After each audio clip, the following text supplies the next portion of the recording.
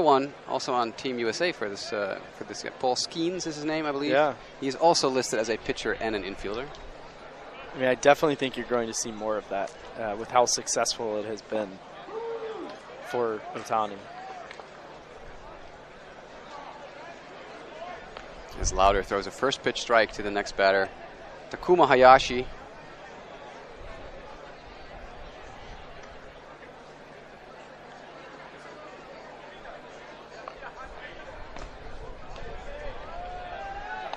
As that is a ball on the outside.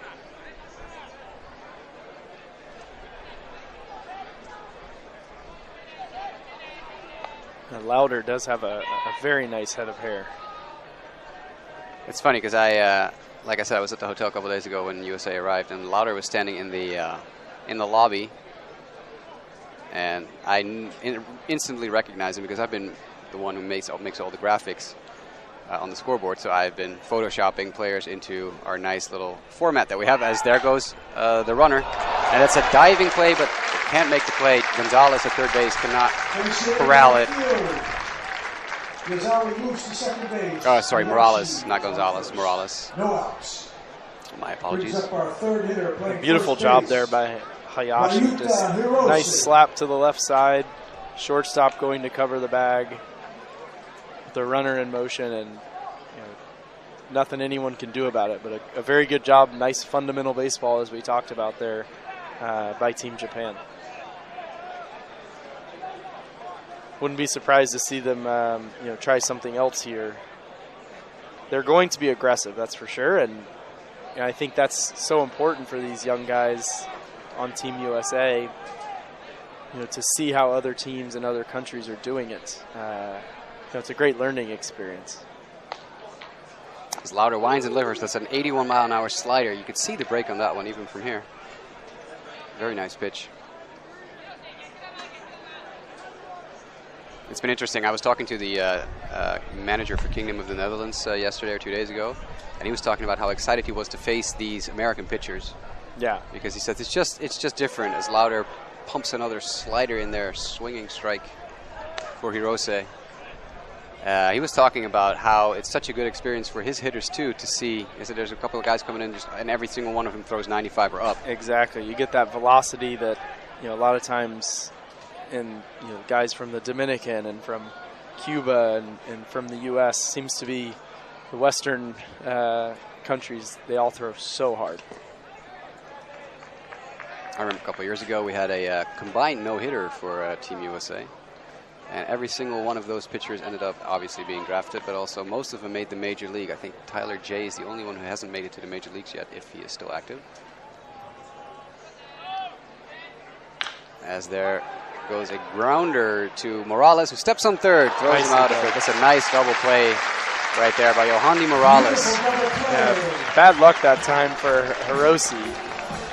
Nice high chopper to third, and it was basically one step to the right once Morales fielded the ball for an easy double play there. Bad luck for Team Japan, but well done by the third baseman for Team USA. And pitcher's best friend there, right? 2 on, nobody out, and now all of a sudden you're an out away from getting out of this inning if you're Rhett Lauder. Well, Rhett Lauder will have to get past Hagio first. The cleanup hitter for Japan, playing left field today. Hagio was hitless yesterday in the game, and he pops this one up and fouled into the seats. That's a souvenir. Someone's very happy. Know what that was. Yeah, someone's very happy with that baseball.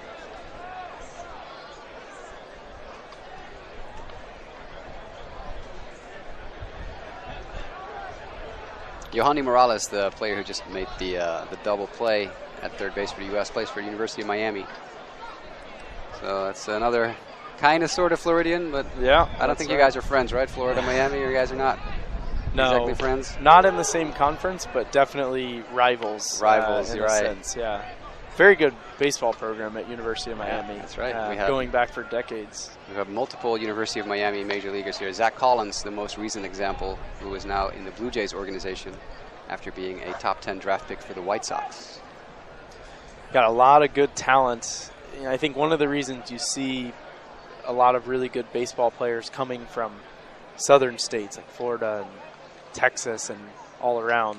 One of the reasons is it's warm year-round, and you can play baseball outside year-round, where you can't really do that in, let's say New York or Pennsylvania or some of these other states. So it's one of the reasons you see a large concentration of really good baseball players in the South, and the schools, as a result, kids want to play close to home, and that's one of the reasons you see, Vanderbilt in Tennessee, Ole Miss in Mississippi, Florida, Miami, that we talked about, all, College World Series winners.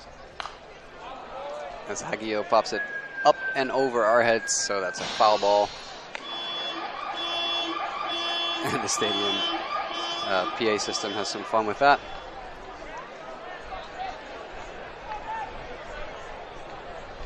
This is my first Honkbalweek, Jasper, and I got to tell you, this is very nice. Like I didn't really know what to expect, but I would say it surpassed my expectations. As Lauder strikes out Hagio to retire the side. Yeah, I'm glad to hear that. It's always fun to introduce people to the tournament. No runs scored. I didn't want to take away from Lauder there. You never start a story with 2 strikes. That's an old broadcasting. There are 2 outs, rather. Or 2 strikes, I suppose. But beautiful pitch by Lauder there. Just blew it right by Hagio. A little bit off the plate, but with 2 strikes you can't take. Can't take it. And he had no chance. I mean, he was well behind on it. Just a well-placed 2-strike fastball. And he got out of it, Yep. That's he was in a major jam, and he got out of it. A couple of guys on, nobody out. You got first and second. All of a sudden, not the bright lights. It's daytime, but you know what I mean. Starting the first game of this tournament for him, and could have easily kind of spiraled, if you will. But he did a very nice job of settling down. He got the ground ball double play, and then was able to get the strikeout to get out of it. I think. If you're Rhett Lauder, if you're a scout in attendance, it doesn't matter who you are, like that's the type of stuff they like to see. Almost sometimes more than someone just go out and never gets in any trouble and blows everybody away. Of course, that's impressive. I'm not trying to minimize it. But, there are going to be times in baseball where you get in a jam and you have to prove you can get out of it. And, I think he did a very good job of doing that right there. I know a lot of times scouts and coaches, they really like to see, how do you respond to some adversity?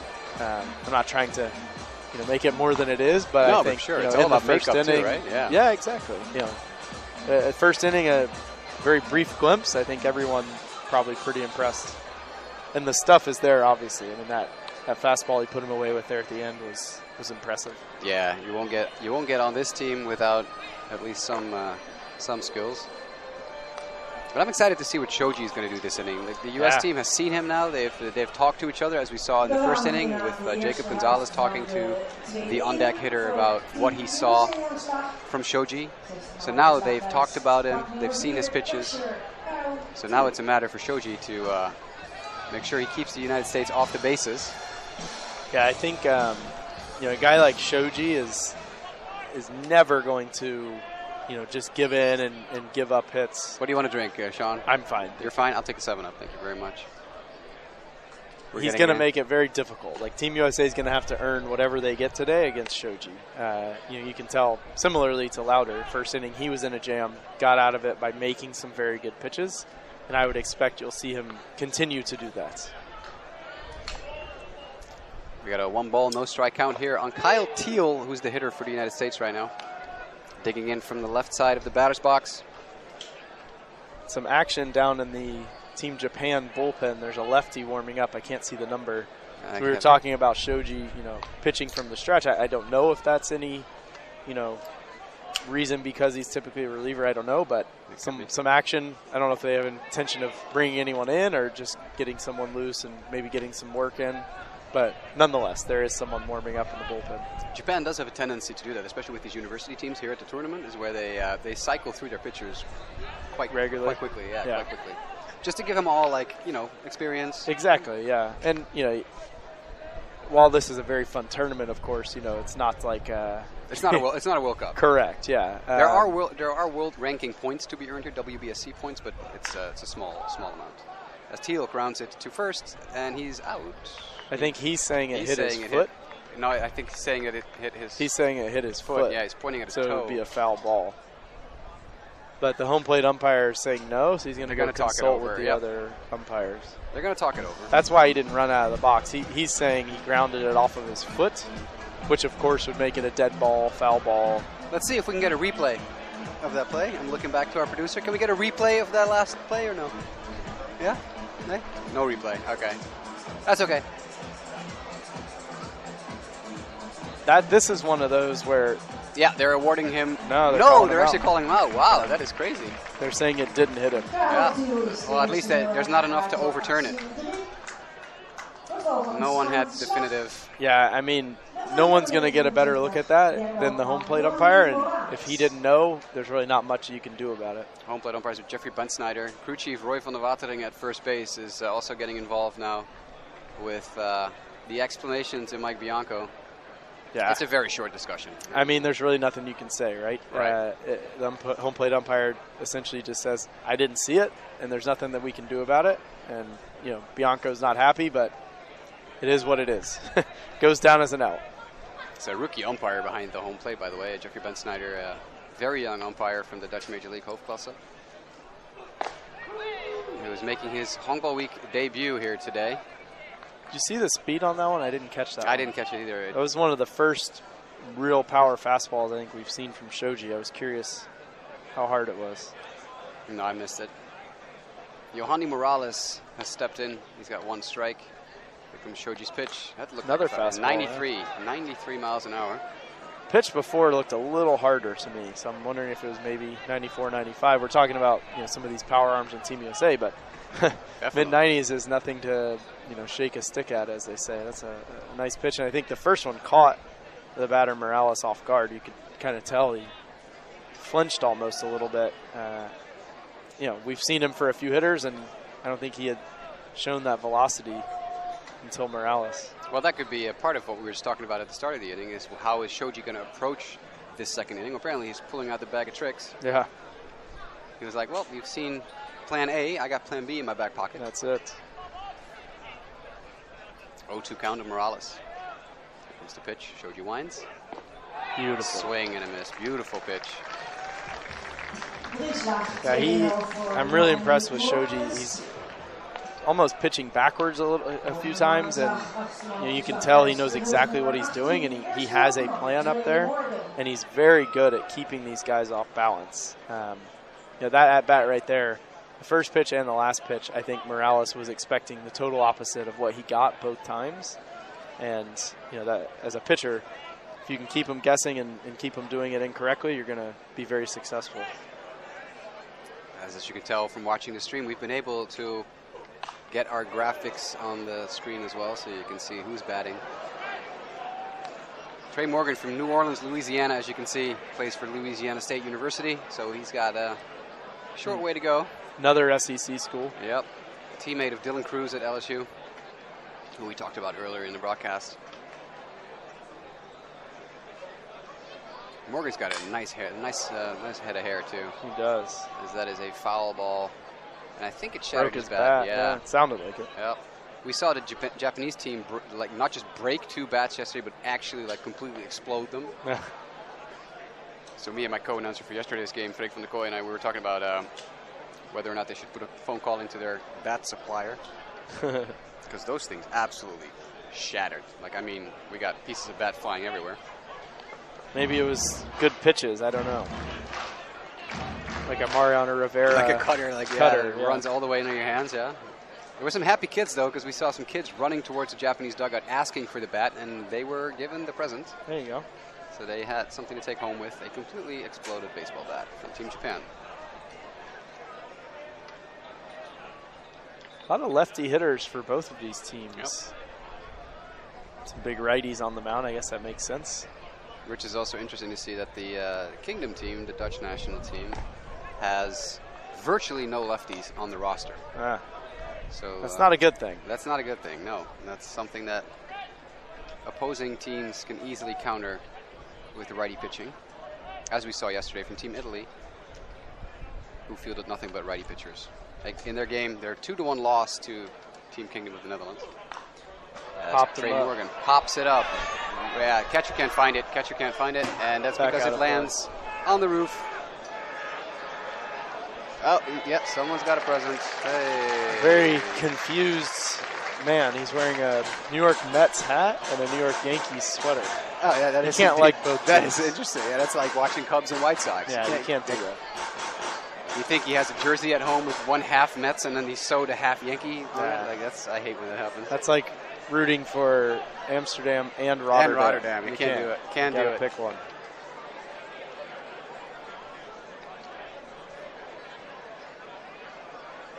As the pitch comes in, that's a breaking ball at 75 miles an hour. That looked like a good pitch. That's some big break, yeah. I guess just a little bit outside, but that was a very nice pitch. A little backdoor breaking ball.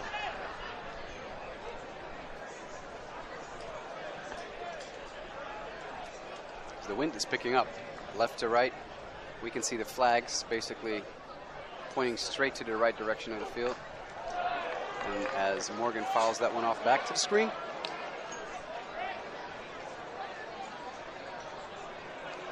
Yeah, pretty good at bat here by Morgan. He's fouled off a few pitches, took a close one. He's battling at least, which is a good thing. It's a recipe for success too. We saw it yesterday in the Japan-Curacao game where Curacao outfielder Rachel and Carolina fouled off like 7 or 8 pitches in the at-bat as Morgan pops this one up and out of play again. And another happy fan. Hopefully we got a lot of baseballs, Jasper. Hopefully we got enough. Yeah. Yeah, so Rachel and Carolina yesterday definitely, like, he was battling these Japanese pitchers, fouling off 7, 8, 9 pitches in a row before finally hitting a line drive single to the left field. Let's see if Trey Morgan can do the same here against Shoji.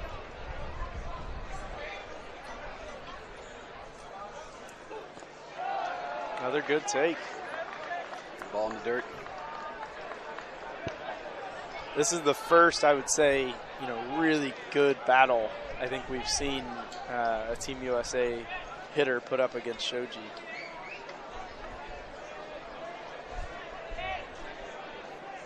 Big full count pitch coming here. As the Japanese starter gets set, lifts his leg. And that ball is chipped off the bat. I think he broke his bat. Another again. broken bat, yeah. Yeah, it sounded like it. Morgan is retired by a fly out, a pop out to third base. That means we're changing the roles, changing the sides again here. And as we see now, there's a discussion going on at home plate between a U.S. third base coach and the starting catcher for Team USA. I wonder what they're talking about. They're just giving him some last-minute catching instructions, or the third base coach is asking what he wants to have for lunch later.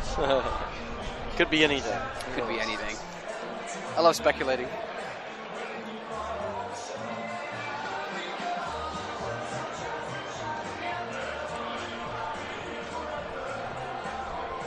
I'm looking at Rhett Lauder doing his warm-up pitches. I like his wind-up. It's fast. It's to the point. It's not a lot of moving parts. Because whenever a wind-up gets too intricate, right? There's so much risk of things going out of sync. Oh yeah, like if one element, exactly. Yeah, you don't want that. He has a clean, quick delivery to home plate. Not a lot of clicking points. Yeah, he is. It is a fast one too. From start to finish, it gets over quickly. He moves very quickly throughout it. Guy like, I think Max Scherzer has a very quick, kind of similar. I'm not saying it looks the same, but similar speed. The big sidestep, as you guys can see, watching at home. He's got a big first step backwards, swings his leg around, and then fires it into his catcher. Behind the plate for Team USA, Kyle Teal, by the way. I don't know if you mentioned that.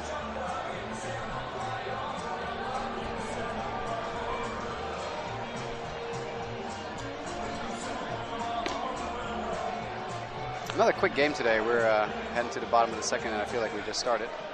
De gelijkmakende tweede slagbeurt voor Japan. Aanstaat midvelder Diwa Sukizawa.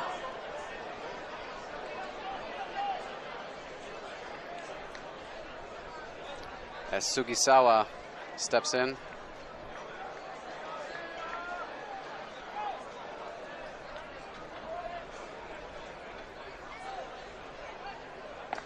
First pitch by Lauder is a fastball on the outside. Ball 1. Yeah, Lauder had a very, very good season this year for Wake Forest. He was Conference Pitcher of the Year, unanimous All-American. He gets the called strike there. First team Baseball America All-American, first team All-Conference. Had a very, very good sophomore year. He's got one more. 9.5 K per 9 this past season. Not bad. Not bad. Yeah. That'll play. Keeps the ball in the ballpark too. Under 1 home run per 9. 105 strikeouts in 99.1 innings for Wake Forest this season. As he fires another pitch, and that is grounded by Sugisawa to second base. Handled cleanly, and Sugisawa is retired. Nice play by Ahuna there. Charged that little chopper, fielded a little sidearm flip over to first. Nothing spectacular, you know, but you got to make the routine plays, and especially when you have to move your feet and charge the ball, it's never a given, right? Nicely done. As that is a 82-mile-an-hour slider.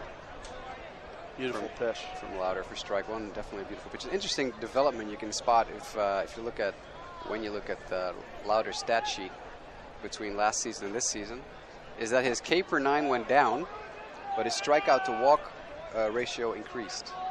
So he lowered his walks, which is always a good sign. Shows improved control and command of his pitches. As he winds and delivers, fouled off by Tsujimoto, who is our new batter. Yeah, Lauder's a guy who wasn't, like you were saying earlier, a big-time prospect maybe coming out of high school. Like, very well thought of course, but not, a first or second round type guy. But he's really, really blossomed there at Wake Forest. Little flare out behind the bag at second. Middle infielders coming together, and it was Ahuna, the second baseman, who comes up with it. Little pop out to the second baseman, directly over the second base bag, just on the edge of the outfield grass. So Lauder gets the second out, 2 away. Now to bring up the 7-hitter, Rui Muniyama, another lefty.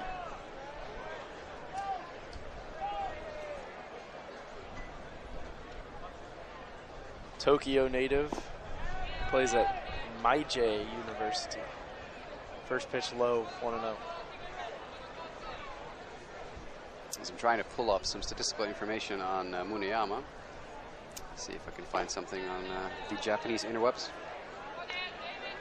Second pitch misses low as well. 2 balls, no strikes, nobody on, 2 down here. Beautiful, beautiful day. Scoreless in the bottom of the second. Chopper to second. Ahuna has it. Easy flip, and that'll do it. So an easy 1-2-3 inning. Both pitchers with a 1-2-3 inning there in the second. And we're through 2, no score. Yeah, that at bat was too quick. I couldn't even pull up any stats on Muniyama to tell you how he did in the Japanese university leagues. But we'll assume he can play ball since he's here with the Japanese university team. They're top university players in the Japanese system. And they are known for their, like was announced by the PA announcer at the start of the game. They're reigning Honkbalweek champions. They won the tournament 4 years ago. Of course, 2 years ago we had no tournament because of COVID. But the Japanese, generally a very strong team.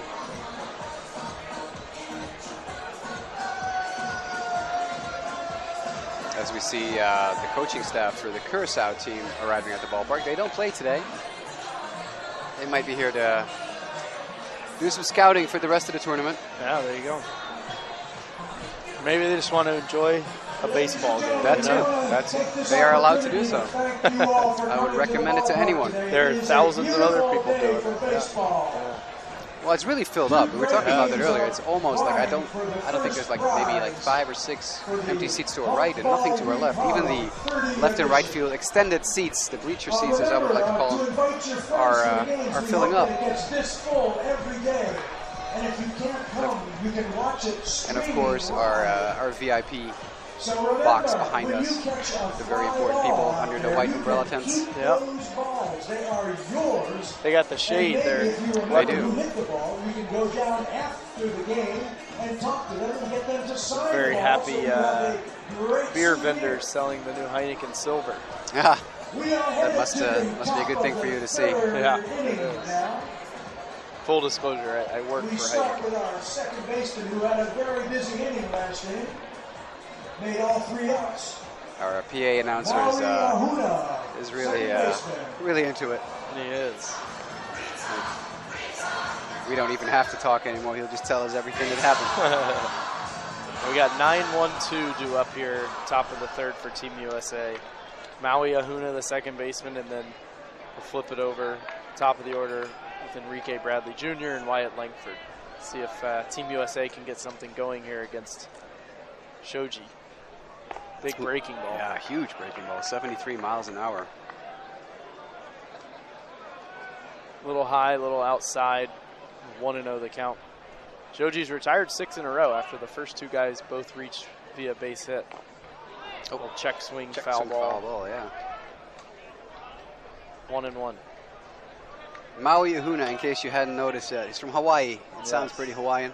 But he went to the University of Tennessee, or is going to the University of Tennessee, which is a long flight home. That is. That's, Hawaii from Amsterdam is very far. Very far? Or Harlem. Yeah. It's a long flight. Well, I guess for him, he has to fly to L.A. first, and then LA to Tennessee? Yeah. I would assume so, right? To Tennessee? No, you'd probably go to, I don't know, New York or somewhere on the East Coast and then Tennessee. If you go all the way to LA, then you have to fly back. Yeah. But to go to Hawaii, where he's from. Exactly. Yeah, I mean, it's about an 11-hour flight from here to LA and then another 6 or so to Hawaii.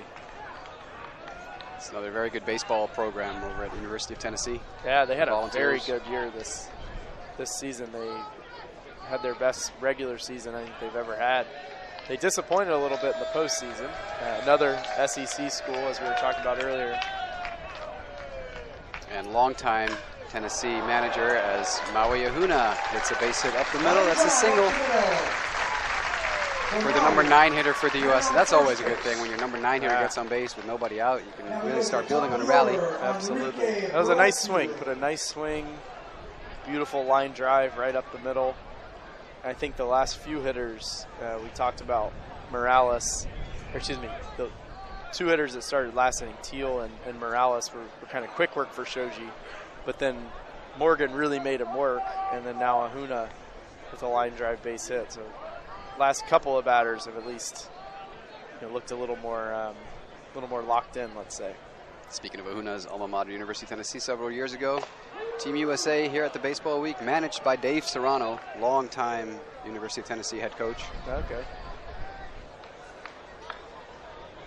Who told us weeks before the MLB draft that he was expecting one of his kids, the way he would say it, Nick Senzel, to be drafted pretty high, who ended up going, I think, 3rd overall to the Cincinnati Reds. That's right. First pitch, by the way, to Bradley, a called strike, another beautiful breaking ball from Shoji. Throw over to first, and Ahuna dives back in head first safely. Ahuna getting a pretty big lead there at first. Bradfield Jr. Bradfield, not Bradley. Did I say Bradley? Yeah, you got Bradley in the scorecard. Oh, wow. That's why. I was want to make sure, in case Enrique Bradfield's family is watching, that we don't offend anyone. Yeah, thank you. It makes perfect sense because obviously Jackie Bradley Jr., the famous outfielder. I think that's why I did it, yeah. Just a little Freudian slip, if you will. It's all good. Just wanted to make sure we got everything Yeah, I appreciate it. Thank you. 2 strikes now against Bradfield. There we go. Wyatt Langford on deck. Ahuna, pretty sizable lead there at first. Let's see if they put him in motion with 2 strikes. They don't. And the pitch is fouled straight back. Excellent pitch, too. Like, Shoji was not happy with it, but it ended up, I don't think it was exactly where he wanted it to go, but it ended up being a perfect pitch because Bradfield could not get the head of the bat out quick enough. Hialeah, Florida. I love that name. I think it's beautiful. Yeah. Beautiful city. Hialeah, Florida. I think that's down south near Yeah, Miami, if I'm that's not right. mistaken. I think I've been there actually once. Yeah.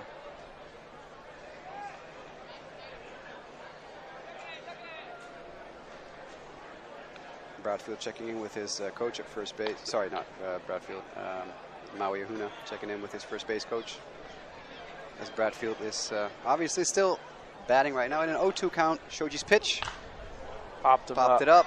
Left side of the infield. Third baseman calling for it. And he's got it.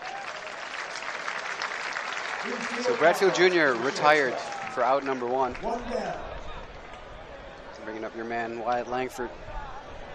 Yeah, Langford had that little kind of seeing eye single, if you will, back in the first. Not a very hard hit ball, but it did the job. Got down for a hit just over the second base bag.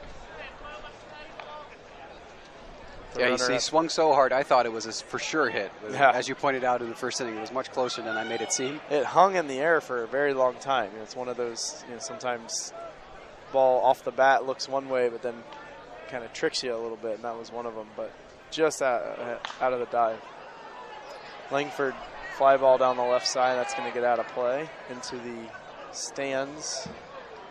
What did you refer to them as earlier? Extended seating? They're extended seating, yeah. So normally, since this is your first time at this ballpark, I'll tell you, the blue seats that you see everywhere are always here. Yeah. And for the baseball week tournament, we add some seats because, there's a lot of people that want to come watch some baseball games here. There you so go. we want to make sure they can all get their fix. Yeah, the blue seats, just for anyone who's listening, kind of extend to the end of the dugouts. And then there's some additional metal stands that they've brought in. A large section of them down the left field line. Down the right field line, there's not as much room because there's some cages, but still some extra seats. Yeah. Langford, big swing and a miss. Foul tip. The cages in right field are currently in use as the Team USA bullpen. So it's interesting that one team has basically their own little bullpen cage. Yeah. And another team has to play catch down the left field line because they do not get their own bullpen. Interesting. Even though I do think there could be an option Past them? Yeah, maybe, but then that's a long run in. That is, yeah. Since we want to speed up the games. I just noticed, by the way, I gave Team USA wrong information earlier today, so that's good. Make me look like a fool. They asked me which dugout they were in, the first base side or third base side, and I said, I don't know, who's the visiting team? And they said, us. I said, well, then you're at the third base side. I guess I was wrong. Yeah. That's all right. They seem to have figured it out, yeah. Funnily enough, as you may have noticed, Sean, normally the away team plays in gray pants. Team USA today in white pants, as are the Japanese, even though there's pinstripes on the Japanese uniform. Cameron Harris, the press chief for the U.S., told me that there's an issue with the gray pants. So they're playing in white today. I wouldn't even have noticed if you hadn't said it, but they look nice. Well, I noticed it because yesterday we had Curaçao facing Japan, and both teams yesterday played in plain white pants and dark blue jerseys. Uh-oh. That was a bit of an issue to keep track of for us here in the booth. Yeah, that's not good. Fortunately, obviously, Japan today in their usual all white with pinstripes. Beautiful, absolutely beautiful uniforms. Beautiful pitch. Again goes to the off speed to get the strikeout. Shoji really showing some grit here, giving up a leadoff base hit. That's his fourth strikeout, all of them swinging, and I think not close. Yeah, and I think all of them on that off speed or breaking ball kind of down below the knees. I think, if I remember correctly, all four of them very similar. I'm really impressed with Shoji. He's a very good pitcher. Jacob Gonzalez, the shortstop, another lefty. Little looper down the left field line. Diving attempt by the left fielder. Beautiful catch. And he kicks. Beautiful. Shoji with a little celebration at home plate. I bet, yeah. He's happy with that. Gets up a leadoff single and then retires three Americans in order, and not just any. The top of the order, the number 1, 2, and 3 batters retired in order. Yeah. And with 2 outs there, of course, Ahuna, running on contact. And if Hagio doesn't make that catch, I think it's pretty safe to assume Ahuna scores. And when you leave your feet like that, you never know what could happen. Possibility of an inside the park home run. Gonzalez is a very fast runner as well. So at least saved 1 run, if not a couple. Very good job by the left fielder Hagio.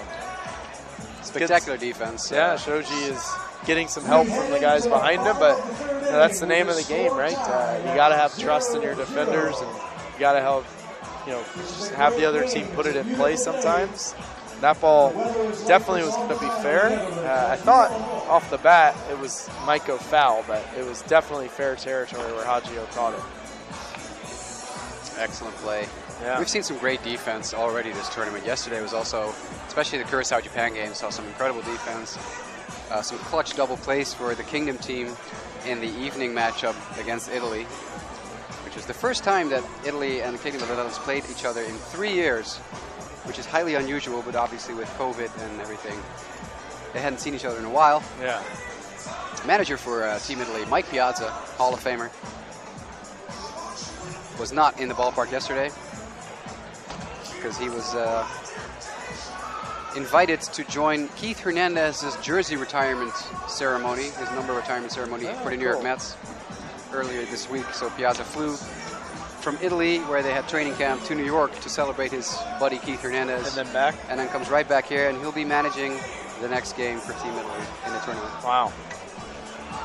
Hitting those frequent flyer miles. Absolutely. The bottom of the 3rd inning is Japan's right fielder, Tatsuya Hashimoto. 8, 9, and 1 due up here for Team Japan. Bottom half of the 3rd inning, still no score. This might be a good moment to reintroduce ourselves to people tuning in later. I heard we may have had some audio issues in the early innings where our audio went in and out, so perhaps you missed who we are and what we do. You are watching Honkbalweek Haarlem, the baseball tournament in Haarlem, the Netherlands, where Team USA is currently facing Team Samurai Japan. My name is Jasper Rose. I'm in the booth here with Sean Houston, and we are enjoying this baseball game, this well-played baseball game so far, with Rhett Lauder still on the hill for the United States. Yeah, big fastball missed low there, evens it up at 1-1. Lauder, both pitchers actually started the game off by allowing back-to-back singles, and both of them got out of it. Lauder with a double play and then a strikeout, and then last inning, a couple of weak grounders and a pop-out. So he's really settled in since those first couple of base hits. He's ahead here, 1-2. Big fastball, 92 miles an hour, called strike 3, right on the outside corner. I thought it was a little bit off the plate myself, but he got that kind of extra half of baseball from the home plate ump. And Haruma is retired. That's a 2nd K for Lauder. Very nice pitch. On a 1-2 pitch, obviously you can afford to go a little bit off or right on the edge, and well-placed fastball. Brings up the number 9 hitter, the catcher, Yura Shinto. From, I can't stress it enough, Jobu University. Yeah. That's incredible. I was going to say, if I could pick any university, I'd go to Jobu. Yeah. Obviously, I can't repeat on the air with the Jobu, the most famous Jobu line from that movie, but I do it myself. That's the follow-up. Yes, that's the ending. That's the ending of the scene right there. Yeah. Got to get Jobu some rum. Great movie. Fantastic movie. It's one of my favorites. One of my all-time favorite movies. Funny thing is, our strikeout animation on the scoreboard. I don't know if our scoreboard operator has been able to use it, like cue it up on time every time. But we have the speaking of funny baseball scenes, the scene from Naked Gun with Leslie Nielsen with the home plate umpire with the whole dance that he does. And I think, is it Naked Gun or is it? Yeah, it might be Naked Gun. Yeah, it's one of the Naked Guns. I'm not sure. There's about 5 of them. Yeah, exactly. It might be the first one. The whole strikeout dance sequence. Yeah. Would have been useful here because we have a strikeout, but unfortunately. The character's name. Yeah, it's the Italian opera singer. Yeah. Yeah, what's his name? I can't remember. People at home are yelling at their screens right absolutely. now. You idiots. How do you not remember that the guy's name is? Let's see who's faster, you or the chat. Oh, we don't have a chat, never mind. While we were talking about Naked Gun, by the way, Another beautiful pitch, strike 3 called. Back-to-back strikeouts looking for Lauder as he's really settled in. He starts off this at-bat against the leadoff hitter, Yazawa, with another strike. With once again, might be good to point out, Yazawa is listed on your screen as a pitcher, but he's currently at the DH today. And yesterday he played right field. This is the guy with multi-position skills. And funnily enough, he plays for Nippon Sports Science University. And if you play that many positions and are that good at multiple facets of baseball, then it makes sense that you're a sports scientist. Enrique Palazzo. Enrique Palazzo, that's right. As Yazawa swings and misses, ball gets away from the catcher. He's safe. Yeah, strike 3 swing, and the catcher, Teal, couldn't hang on to it. And Yazawa, very heads up, immediately broke for first. Ball got pretty decently far away from Teal. By the time he got it and threw it over to first, Morgan, the first baseman, made a really athletic play to jump up and catch the ball and prevent it from going down the line and probably giving Yazawa second base. And he caught it and applied the tag, actually, all in one motion, but it was after Yazawa had reached first. So he's aboard. Goes down as a strikeout for Lauder, so he now has 4 of them. And a rare opportunity for 4 strikeouts in an inning here, Jasper. Let's see if we can make that you happen. Ever seen we can that? will it into. I've seen it on TV, not in real life. Not in person. Not in person. No.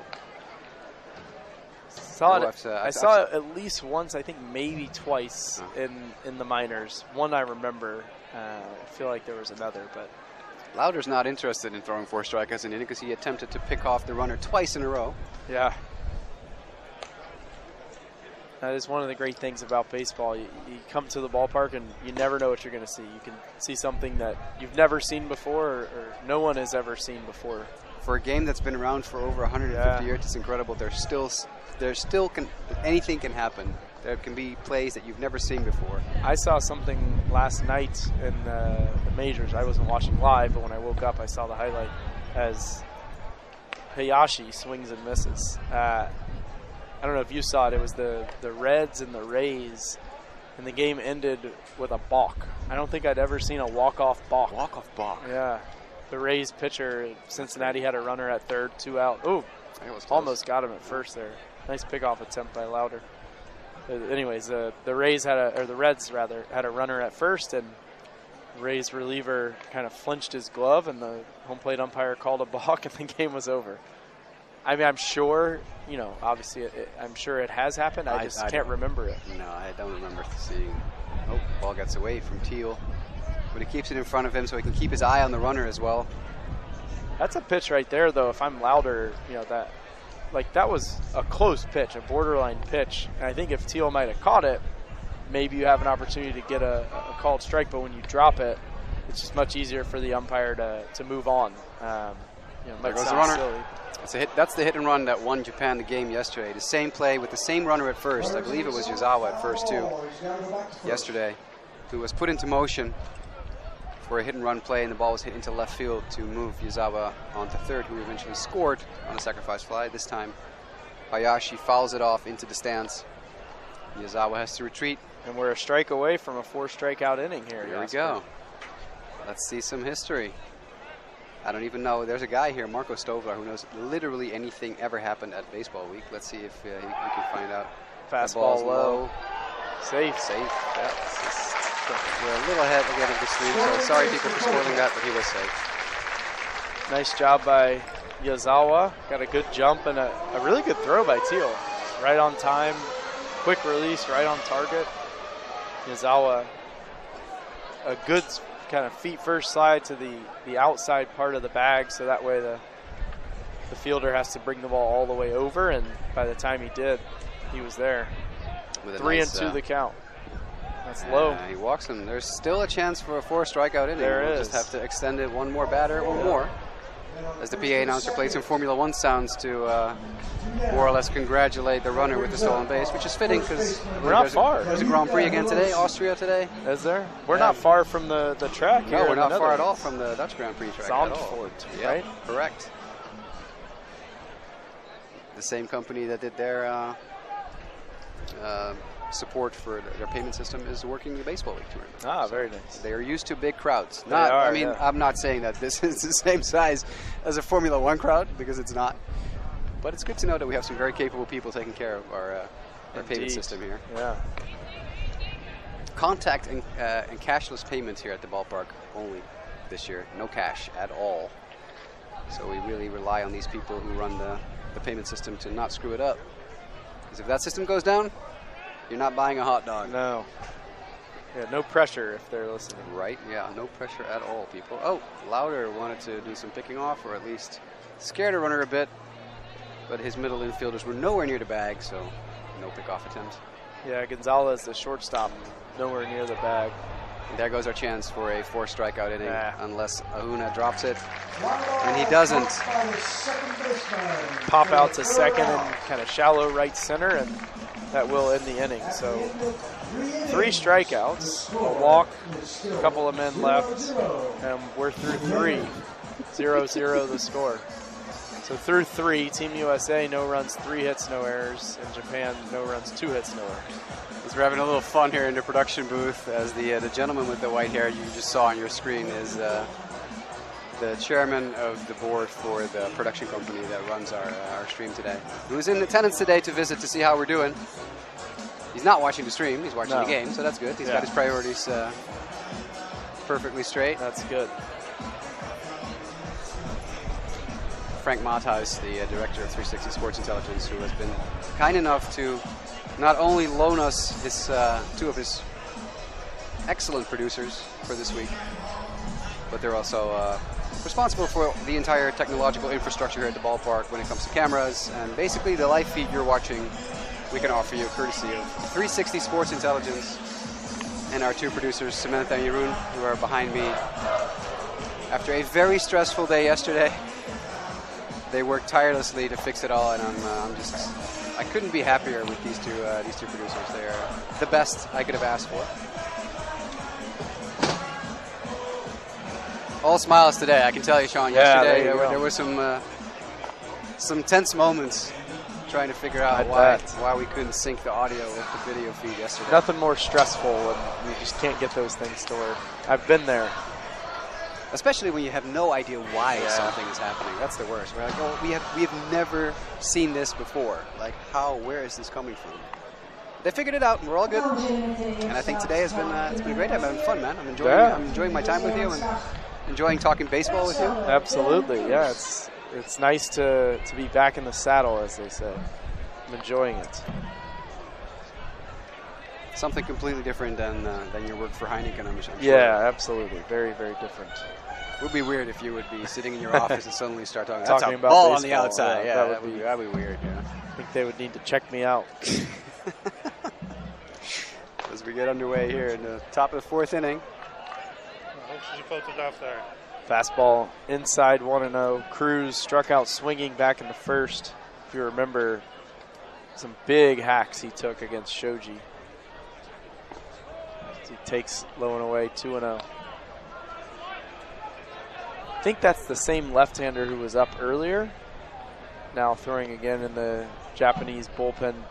Maybe not, might be a different one. But no, yeah, it's the same reddish glove, yeah, I think. But there is a lefty warming, no matter who it is. As Cruz flies one high into the air, down the right field line, into foul territory. And the right fielder, Haruma, makes the catch. So Cruz is retired on a foul out. 1 out, nobody on.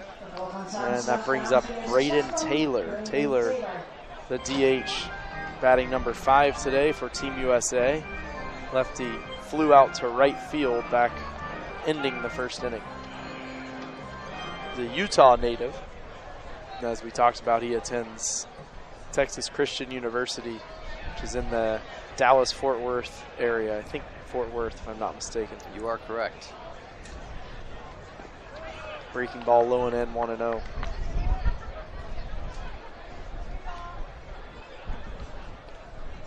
Taylor wearing number 26 today as he calls for time, and it's granted by the home plate umpire.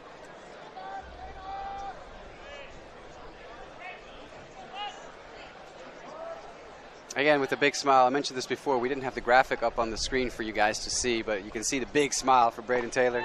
A lot of white teeth. He's happy to be here. You know what we call that in Europe? No. The American smile. Is it? Okay. Yeah, the big smile, the white teeth. There you go. I like it. Looks good. It's he's very happy. Like, I like happy people, man. Yeah. I'm seeing a lot of smiling faces again here at the ballpark today. It's always a sight to see. So many happy, shiny happy people was the song, right? There you go. 1-1 pitch, fastball called, strike 2 on the outside corner. We were talking earlier, a couple innings ago, about all the players that played at Baseball Week who ended up being either drafted into the major leagues or signed as free agents, because obviously we had a lot of Cubans in the past who ended up defecting from Cuba and signed on with American organizations. I have a little list for you here, just for to give you a little bit. Dave Winfield. Heard of him. He was good.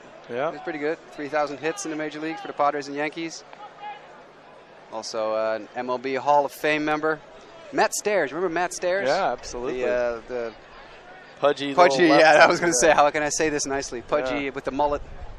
Kansas City Royals, Royals, Phillies. 10 teams. Yeah, at least. Yeah, fantastic player. He played at the Baseball Week. As Shoji loses that ball and goes all Wild Thing on us. Yep, there you go.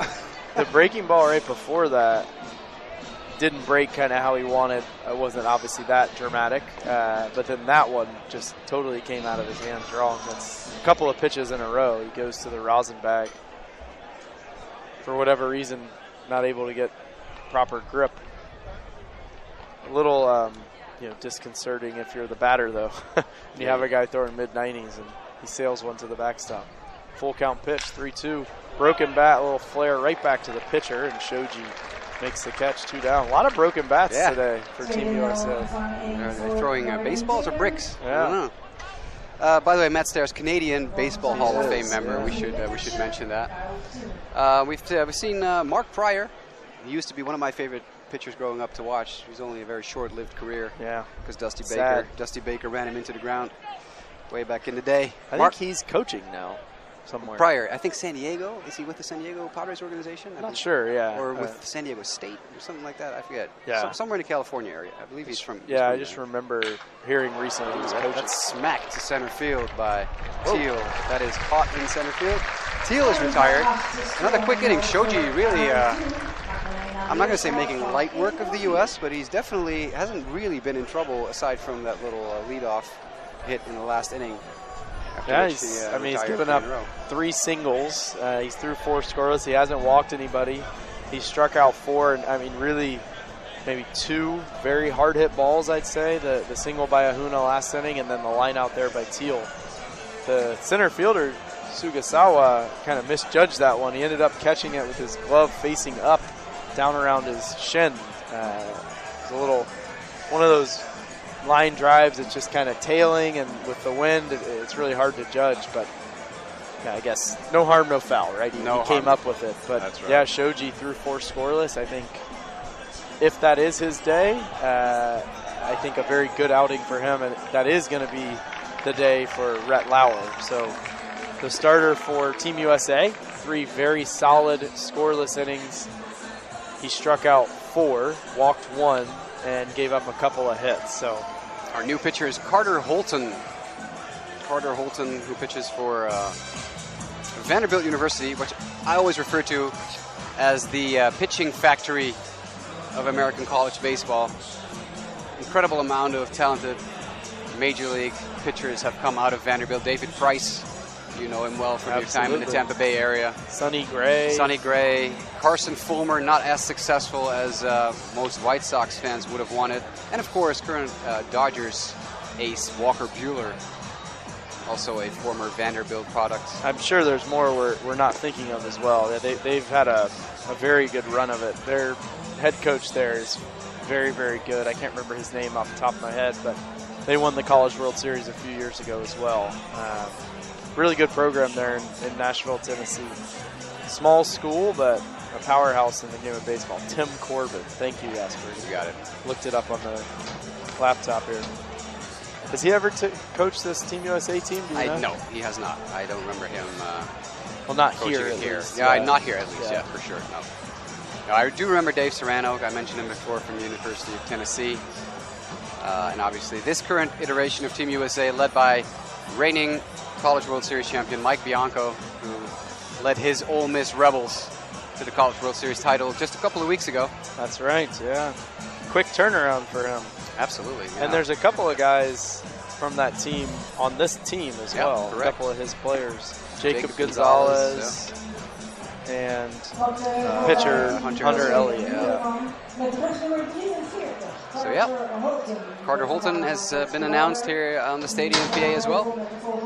Scouts breaking out their radar guns again, which is interesting. I should tell you this. Yesterday, most scouts in attendance here watched the Japan-Curacao game with interest, with intent, but not in a way that you were like, well, they're actually like actively writing stuff down. Until the 9th inning, when a new Japanese pitcher came on the mound, and every single one of them dug up their radar gun. Yeah. So this was the guy they were there to see. Okay. I forget his name. I have to look it up. But there's definitely one guy on the Japanese pitching staff that drew the attention of every single scout in attendance yesterday. Ah, interesting. And there are quite a few. We have over 20 scouts who applied for credentials and obviously were granted permission to come watch some baseball, because the more the merrier. I was on the train with one of them. Nice fellow. John Diebel from the Los Angeles Dodgers. Very nice guy. Australian. He managed Team Australia a couple of years ago that were at Baseball Week here, which was also a great experience. Do you remember big leaguer Luke Hughes? He played for the Minnesota Twins for a while. I don't, no. He was on that Team Australia. Okay. And he was definitely a character, as Hagio strikes out Holton with a good pitch outside and low. Talking about good-looking pitchers, Holton looked very good in that at-bat right there. Comes in out of the bullpen, pumping strikes, low to mid-90s with the fastball for a lefty. Able to place it up there. He's got a bright future ahead of him, that's for sure. Lefty with a interesting windup. Leans back a little bit. Lean back. That pitch, 93 there. Low and away, but definitely got some heat in that got arm. some velocity. Lefty on lefty now. Well, Sugasawa makes contact, but Chopper Trey Morgan first. Has to hurry. Just gets to the bag. Yeah. Retires the batter. Nicely done by Trey Morgan. 3 unassisted. So Hagio with the strikeout. Sugasawa ground out to first, and now here comes the third baseman Rintaro Tsujimoto. He's batting .250 on the tournament so far.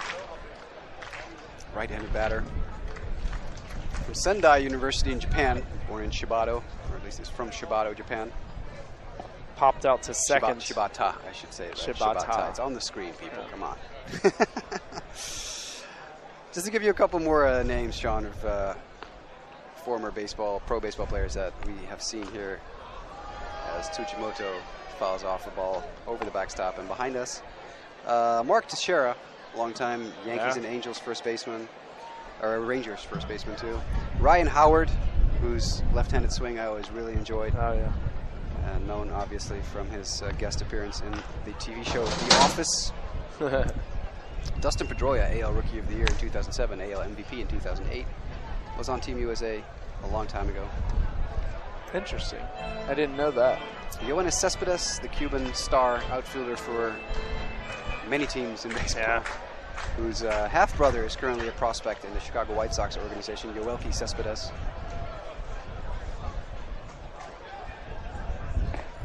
1-2 pitch, high and away, 2-2. I wouldn't be surprised. I mean, this is the first game I've been able to come for this tournament, but I would not be surprised at all if there are several future major leaguers on the field right now. No, I agree. Between Team USA and Team Japan. That ball's fouled straight back up and out of the ballpark, 2-2.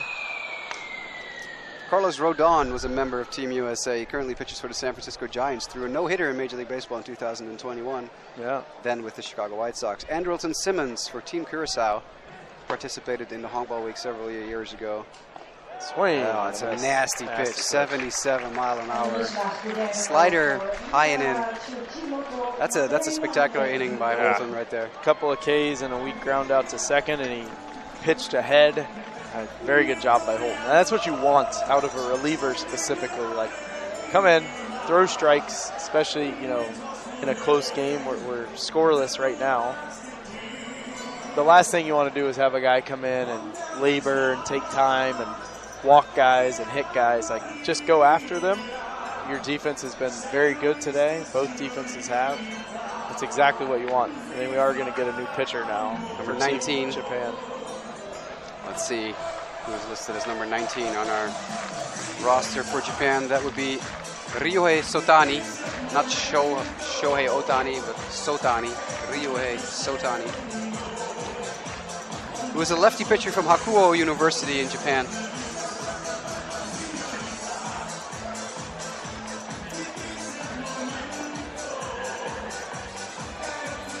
And with the bottom of the lineup due up for the United States, the 7, 8, 9 hitters, Yohandi Morales, Trey Morgan, and Maui Ahuna, Japan takes no chances and take out their starter, Shoji Kosei Shoji. Shoji pitched a very, very good game today. I was impressed. I really liked him. And, you know, a guy that I think not only did he show he's a good pitcher, right? He's not just a guy who can throw the ball hard. I think he also threw a little harder maybe than some were expecting. He was hitting 93, 94 at times on the radar gun. Did a very good job, got through 4 scoreless against a really good Team USA lineup. So that's 4 innings pitched for Shoji. Couple of hits, 4 Ks, didn't walk anybody, 3 hits, 4 Ks, and he stranded 3. So very good job by Shoji. And now, as Jasper mentioned, it's on to this lefty reliever, number Ryuhei Sotani. 19, Ryuhei Sotani, a 21-year-old from Hakuo University. Do you know anything much about the university system for as it pertains to baseball in Japan? I do not. I wish I did. It's a very interesting system. I do visit the Team Samurai Japan website quite often, especially around baseball week, because I want to try and find as much information as I can about these players. But it's hard. It's hard to come by. Yeah.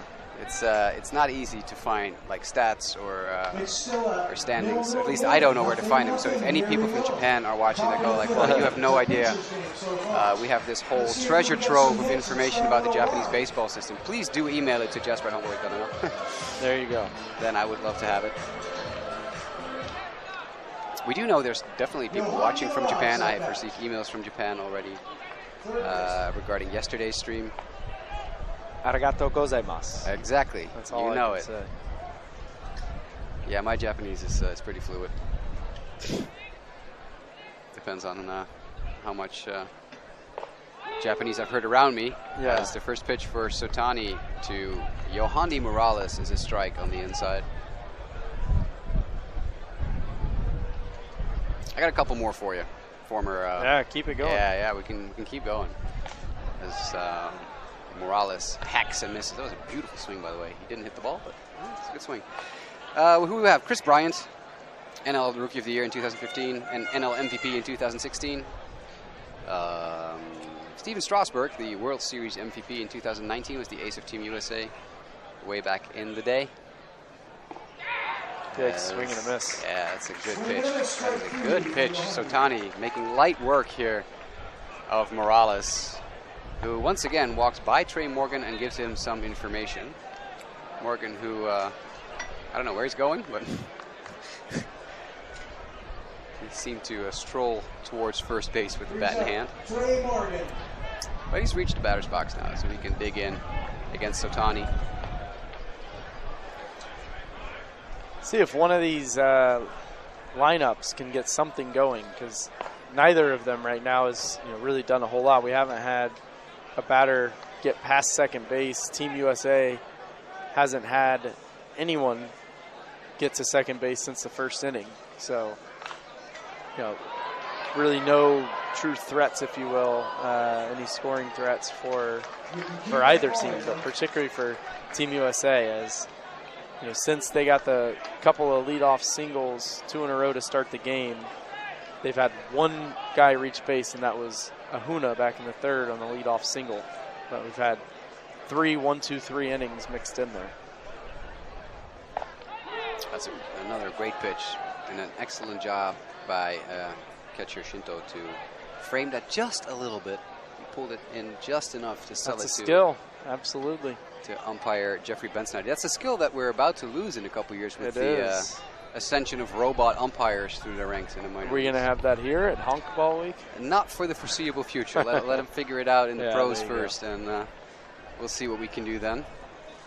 We considered replay review challenges this time around since we have so many cameras hanging around the stadium, but we decided no, not worth it. It's part of the charm. Keep it going. Yeah, just keep it going. We want to speed up the games. We shortened them to 7 innings, so you can't slow them down again by having an endless challenge system. But yeah, the art of pitch framing for catchers is definitely something that we need to keep an eye on in the years to come, because there are many catchers in the major leagues who are basically useless in the batter's box, but are tremendously skilled when it comes to receiving the ball. It's a skill for sure.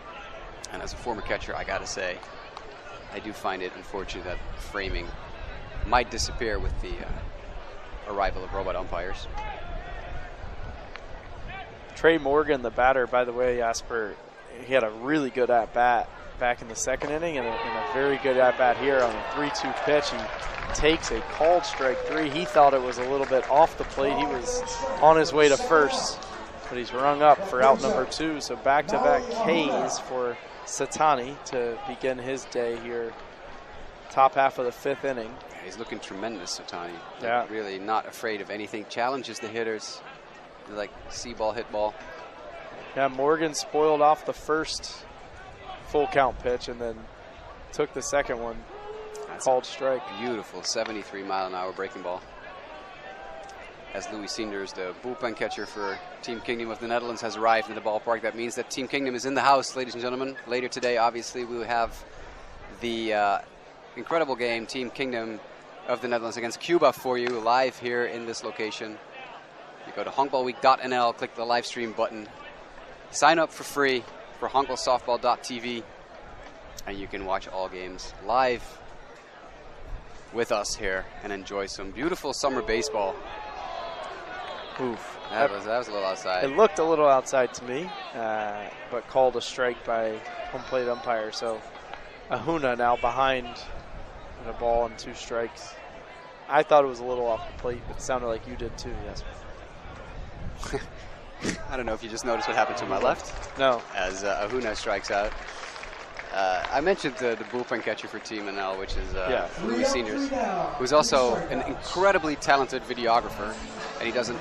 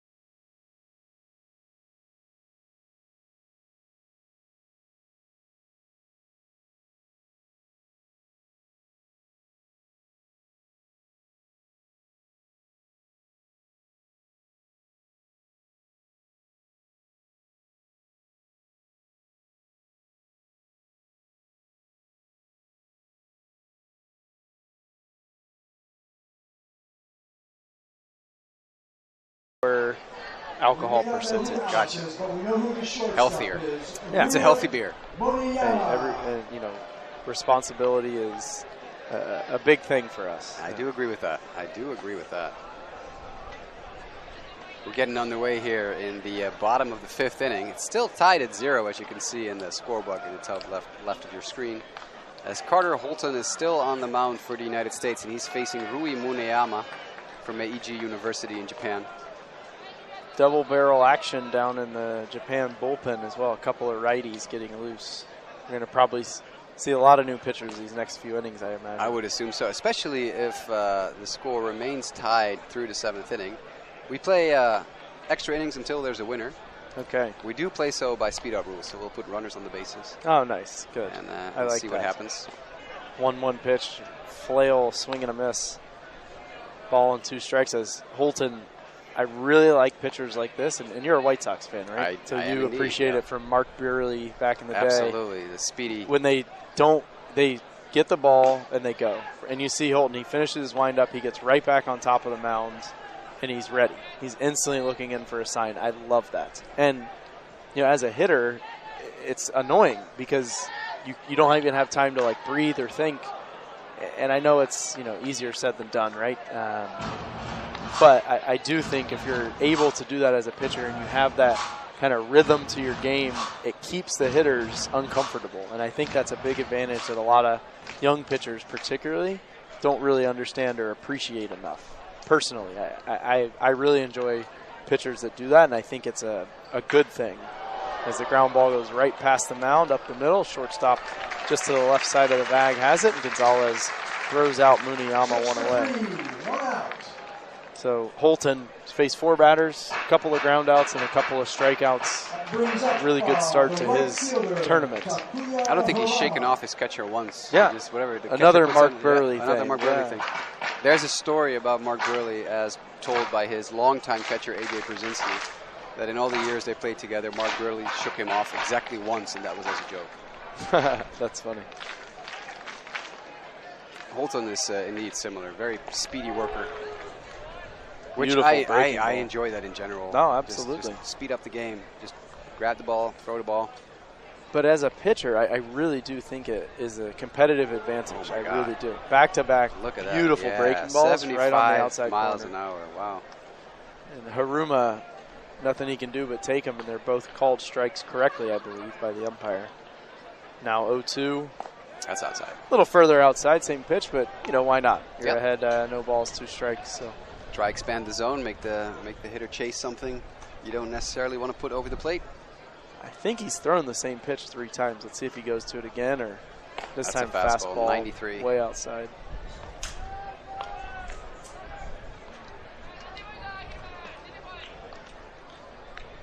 Haruma, one of those Japanese hitters with the prototypical Japanese stance. Oh, That was nasty. buckled his knees. Yeah. That was close. Pitch started inside. He brought it in towards the plate, but not far enough. But Haruma had to bail out of there, and he almost got a called strike. Now the 3-2 swing and a miss. Strike 3. I like that. You see Haruma smile? Yeah. So he whiffed, and he walks away. He's like, yep, well, nothing I can do there. Yeah. That's nasty.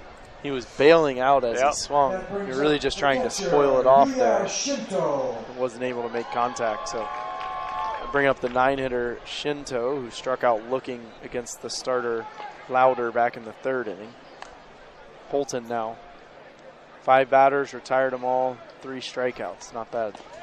Big breaking ball again. He likes that breaking ball, particularly early in the count. He's kind of pitching backwards, as they say. Missed inside 1-0 to the right-handed batter Shinto. Yep, Swinging a line drive into right that'll field. That's hang. going to hang up Yeah, there. that's gonna hang up. Cruz makes the catch. And Team Japan is retired in order. Holton is retired all 6. So, Jasper, we're through 5 of a 7-inning ball game. It's getting Technically, 7th inning stretch time. pretty kinda, much, sorta. yeah. It would be, I guess, the middle of, well, I guess we just missed it. Would have been the middle of that I guess last so, inning. yeah. Whatever, doesn't matter. Doesn't we can matter. do it whenever we want. But there's a saying I've heard, which I think is a good one.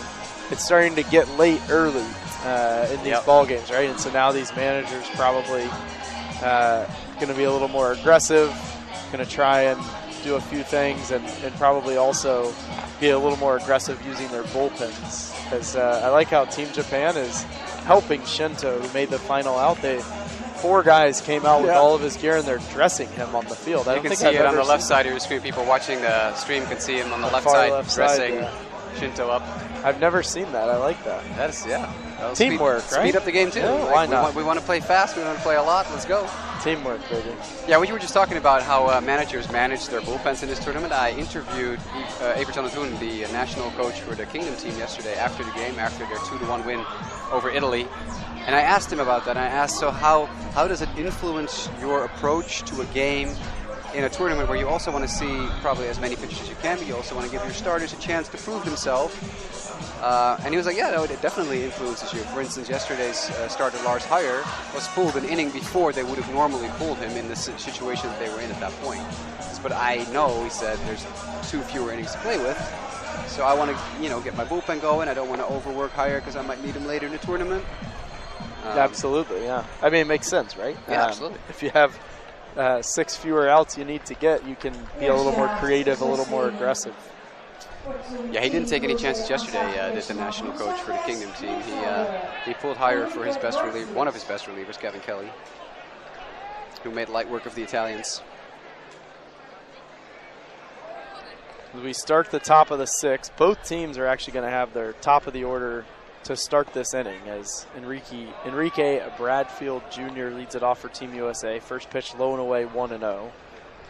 Bradfield Jr. started off the game with an infield single, and then in the 3rd inning he popped out to 3rd as he hits one high into the air to right field, straightaway right. Starting back as Haruma, now he comes in and easily makes the catch for out number 1. So Bradfield a little bit out in front of it, you kind of hear it off, got it off the end of the bat a little bit, not able to barrel it up. And Bradfield Jr. retired for out number 1. That'll bring up Wyatt Langford, the left fielder. A hit and a strikeout today for Langford. As we talked about earlier, Langford, a Florida native, and attends the University of Florida, my alma mater, so he and I have a little bit in common. That's probably where the similarities stop, though. As he takes the first pitch outside, 1-0. I've visited Florida quite a bit, but I don't know where Trenton is exactly. Do you know where Trenton, Florida is? I don't. If I had to guess, I would say somewhere in the Jacksonville area, perhaps? No, I was going to say more like middle part of the state, maybe near like Orlando, but that's a guess. I'm not sure. Well, we can look that up. Just we got a computer right here. We got people yelling at the stream again, misses, like, how do you not know where Trenton, Florida is? But no. I have heard of it. I'm just not searching exactly where it is. 2-0 the count against the Trenton, Florida native as he takes a called strike on the fastball. We also have Trenton, New Jersey, obviously. We don't really know where that is. A bigger city. Trenton, Florida. Gilchrist County. I was right. Middle part of the state. Middle part, Gainesville. Not far from Gainesville, where the University of Florida is. There you go. That's why I knew it, actually. Now I remember. You'd heard of it before. I actually, when I was in school at University of Florida, I was a journalism major, and I actually had to go to Gilchrist County, where Trenton is, for like a reporting project to interview like a local politician. There you go. That's funny. It all comes full circle. I had totally forgotten about it. Obviously, I couldn't even remember where it was. Langford takes inside, and he's aboard with a walk. Yeah. It's a big walk, right? It's the first walk we've seen, I believe, from anyone today. Either pitching staff. Yeah. No, sorry. We had one walk in the 3rd by Takuma by Hayashi. Lauder. Yeah. So that's the first walk for Team USA. He got ahead 3-1 and ends up with the walk, and we're getting a little conference. Yeah, we've got some strategizing going on here. Jacob Gonzalez, the next batter up, will receive some instructions from his third base coach. Gonzalez is a tall guy, too, for a shortstop. He's almost in that, like, Cal Ripken Jr., Alex Rodriguez mold of the taller, kind of lankier shortstops. Third base coach for Team USA, Cliff Godwin, playing or at least coaching with Michael Jordan's number 23 on his back. First pitch, called strike at the belt, 1-1. 23, also my jersey number way back in the day. Was it? Yeah. What did you wear? 13. And you're playing age 13? Yeah. By choice? Yeah. I love that. That's great. Gonzalez, 6'2", 200 pounds, California native. Glendora, right? Yeah. That's right. He takes inside 1-1. He's a business major. He was the 2021 D1 Baseball National Freshman of the Year. Burst onto the scene there in Oxford, Mississippi. 1-1 the count, runner at first, 1 out. It's a good pitch. Takes just outside, 2 balls and a strike. I do kind of like that approach by Sotani there, and I'm assuming Shinto and the coaching staff for putting the signs down. I do really appreciate the fact that they are still trying to attack hitters, but they're not throwing cookies over the middle of the plate. And I mean, it's 2 balls, like he's thrown 2 balls to Gonzalez, but they've been pretty good pitches. Yeah. This next pitch too is low and inside, and Gonzalez. Yeah, he's not missing by much for sure. He inside outs it and hits it foul. So the count goes to 2-2. As we see Muniyama do some interior decorating or exterior decorating at shortstop, shoveling some dirt around. Some gardening work, I guess, at shortstop. As here comes the next pitch for Sotani. 2-2 misses. Slightly high and outside. This is a big pitch right here, Jasper. See if they might put Langford in motion. He's not the fastest runner, but he's fast enough. Full count here. This is a big pitch. Can't expand your zone if you're Gonzalez. Make him throw you a strike. Runner does not go, and the pitch is called strike 3. That's a great pitch. I think that was the right call. That was just on the black on the edge of the plate, and we might get a pitching change. Yep. So they had the lefty in there to get the lefty, and now they're going to go to the pen and bring in a righty to face the righty batter Cruz. Indeed, the manager, Tatsuya Okubo, coming out of the dugout, number 30. And indeed, we have someone coming in from left field who takes a swig of water brought in from the dugout and is like, well, that's all I needed to get ready. Yeah, we can't see the number yet. We'll inform you when as soon as we can, we'll tell you who this new person is. He for sure pitches for Team Japan. Yes, and he's right-handed. And he's got a nice reddish glove, as many pitchers 17. do. 17, that would be Tatsuya Hashimoto. What do you know about Tatsuya Hashimoto? That he goes to Keio University. He's 21 years of age. 21 years of age. As most of these Japanese players are, they're all like, there's one 19-year-old, I believe. Yeah, Muniyama, the shortstop, is 19 years old. And then most of the others are 20 or 21. And then we have Ryu Sugisawa, who is the only 22-year-old with Riku Kikuchi. So I shouldn't say only, I guess.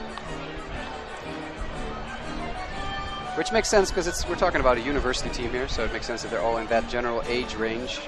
We don't have people like Johnny Gregorius on Team Curaçao, who's 39 years old, or Frederick Cepeda, the Cuban absolute legend, who is 42 years old. 42, playing in this tournament.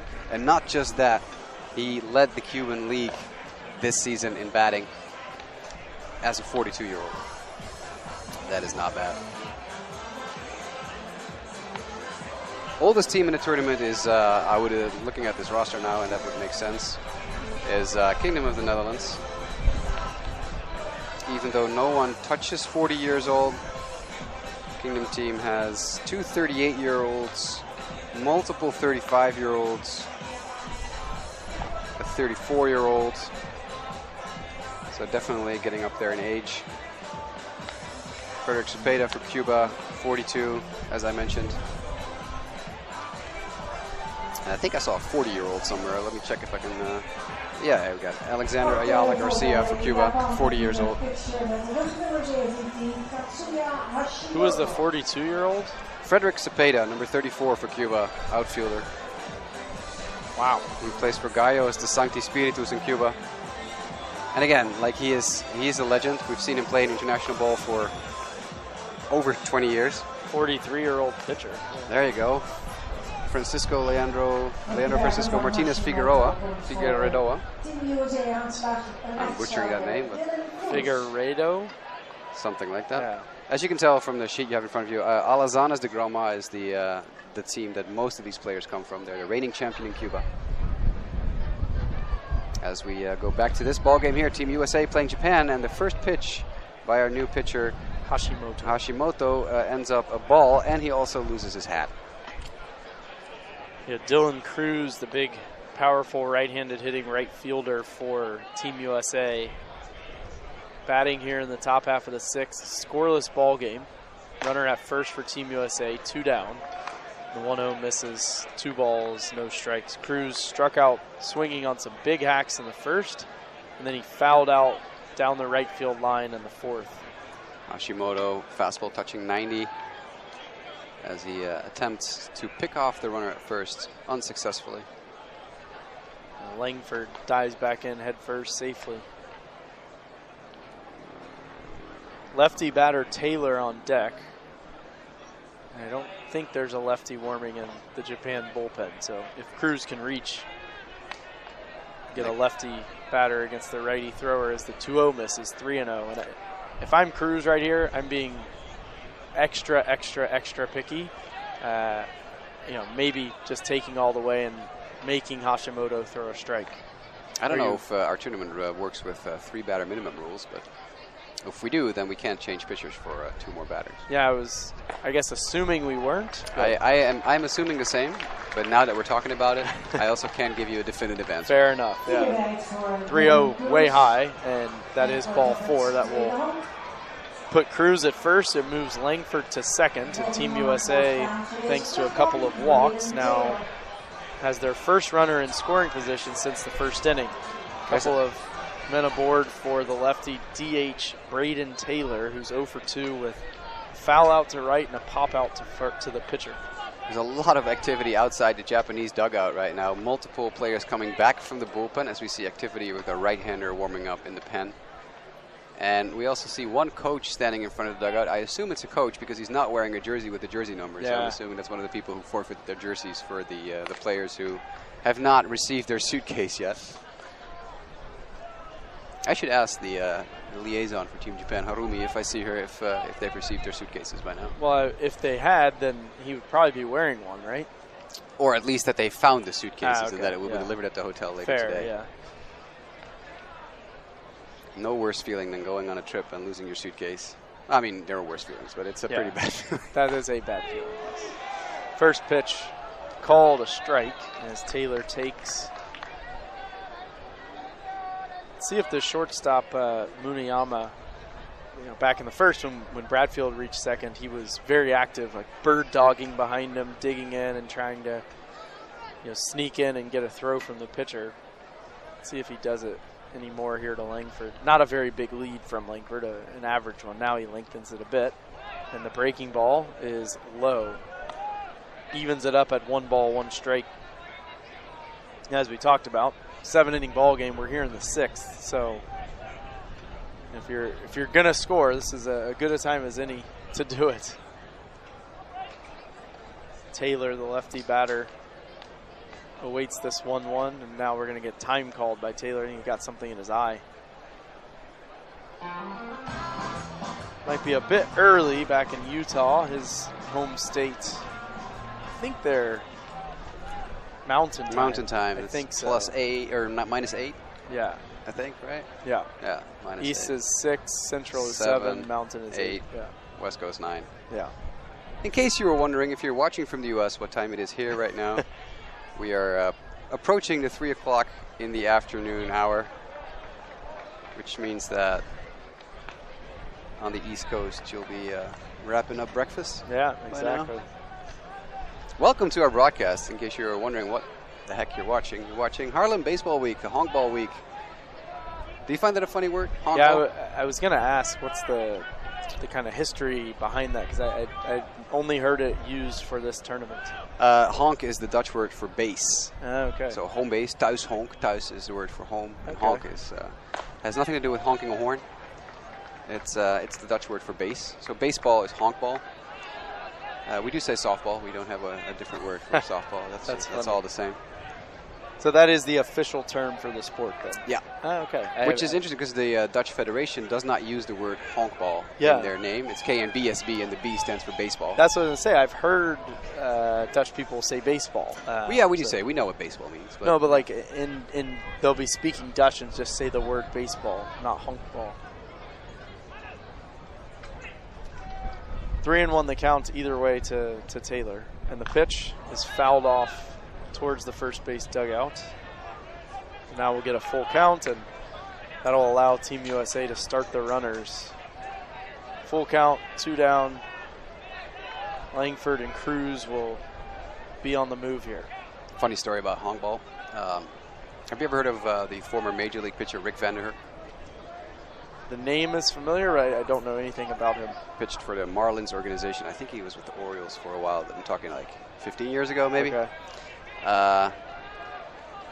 Rick Vanderhoek is currently actually the brand new director at the Dutch Baseball Federation. He was introduced just a few weeks ago. He's in his maiden weeks, the honeymoon phase still with the Baseball Federation. So he made his debut with the Marlins as ground ball to first, high hop, nice play by Hirose. As I break the capital rule that you were talking about earlier, never start a story with 2 strikes and 2 out. Yeah. Good thing is we don't have commercial breaks here in Haarlem, so we can just keep talking and fill some dead air with that. So Vanderhoek makes his debut for the Marlins years ago, and obviously as a Dutch guy, there's no way I'm not watching that. So I'm watching this broadcast, and the Marlins announcers, which I forget the name. What's his name? Rich something, the famous. I know who you're talking about. I can't remember his name off the top of my head, but I know exactly who you're talking about. We'll use the Google box and find out who it is. Yeah. I always loved listening to him. He was a very entertaining person. Did some WBC, World Baseball Classic games as well in later years. Yeah. And so he's basically doing the same thing. We were now talking about the word Honkball and trying to figure out. And at one point he goes, he says in the broadcast, if anyone could explain to me what Honkball is and what the Honkbal Hoofdklasse is, which is the Dutch Major League, and please, you can email the booth, because this is back in the day when there was no social media. We couldn't tweet at him. Yeah. And next thing you know, there's a couple of people that I actually know pretty well from the Dutch baseball world. It's not a huge, community, that keep emailing him all kinds of factoids about the Dutch Major League's Hoofdklasse, about Honkball, and he's just reading them out. That's awesome. It's hysterical. And that was a very entertaining broadcast. And I was like, I got this email from guy X. I'm like, oh, wait, is that? I'm texting this other guy. Is that you? Yeah, I just sent the email to the booth. That's so funny. So that was a broadcast basically just dedicated to talking about the Dutch Hoofdklasse for 2 hours. It's spectacular. I like it. A lot of people in South Florida learned a lot about the Netherlands. A lot about Dutch baseball that day, yeah. And Vanderhoek later moved on to Asia, pitched in Japan and Korea for a while. So these Japanese players may also be familiar with him, as he was a very good pitcher in Asia for a while. And a very tall man. I stood right next to him a couple days ago. I was like, yep, you're just as tall as you looked on TV. Really? Yep.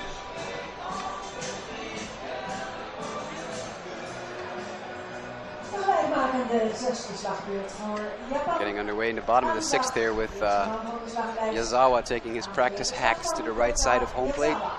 Top of the order, Kota Yazawa.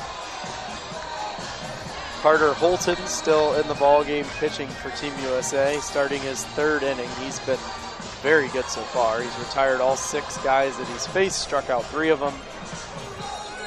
And Yazawa, the leadoff batter, is DHing today, and he's reached base twice, once on a single and the other on a strike 3 swinging that got away from the catcher. As Holton's first pitch is high and away 1-0. As we mentioned, last inning, Holton a very quick worker as the 1-0 misses. 2 balls, no strikes.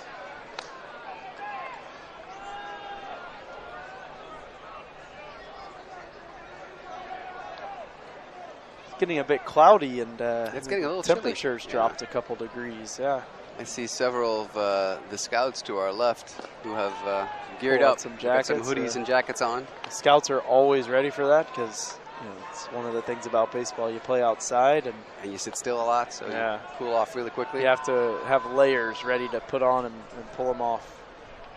3-0, it's called strike. 92-mile-an-hour pitch. A little get me over fastball there from Carter Holton. I got to say, I've been talking to a lot of scouts over the last couple of days just to say hi. This ball is skied into left field. Straight away left, yeah. And easy play for with the slightly darker clouds currently covering the sky above us, that might have actually helped the outfielder there picking up the baseball, because that was a major league pop-up. That was. So I've been talking to a lot of these scouts, and they're all like, they're super nice. But I can't imagine just sitting in a chair all day pointing a radar gun. Yeah, and writing stuff down. It's a lot, that's for sure. They see a lot of baseball.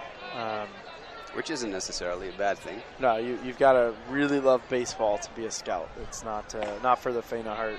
I was in the minor leagues, kind of similar to your role here with this tournament, right? Right. Kind of handling the media relations and coordinating things between the teams, but also the scouts. And got a chance to chat with a lot of them, and you see a lot of the same faces too, yeah. because typically within organizations, I'm not sure how it is now, but 8-10 years ago, as this ball that might get through, grounded through the left side for a base hit. So we get our first base runner against Holton.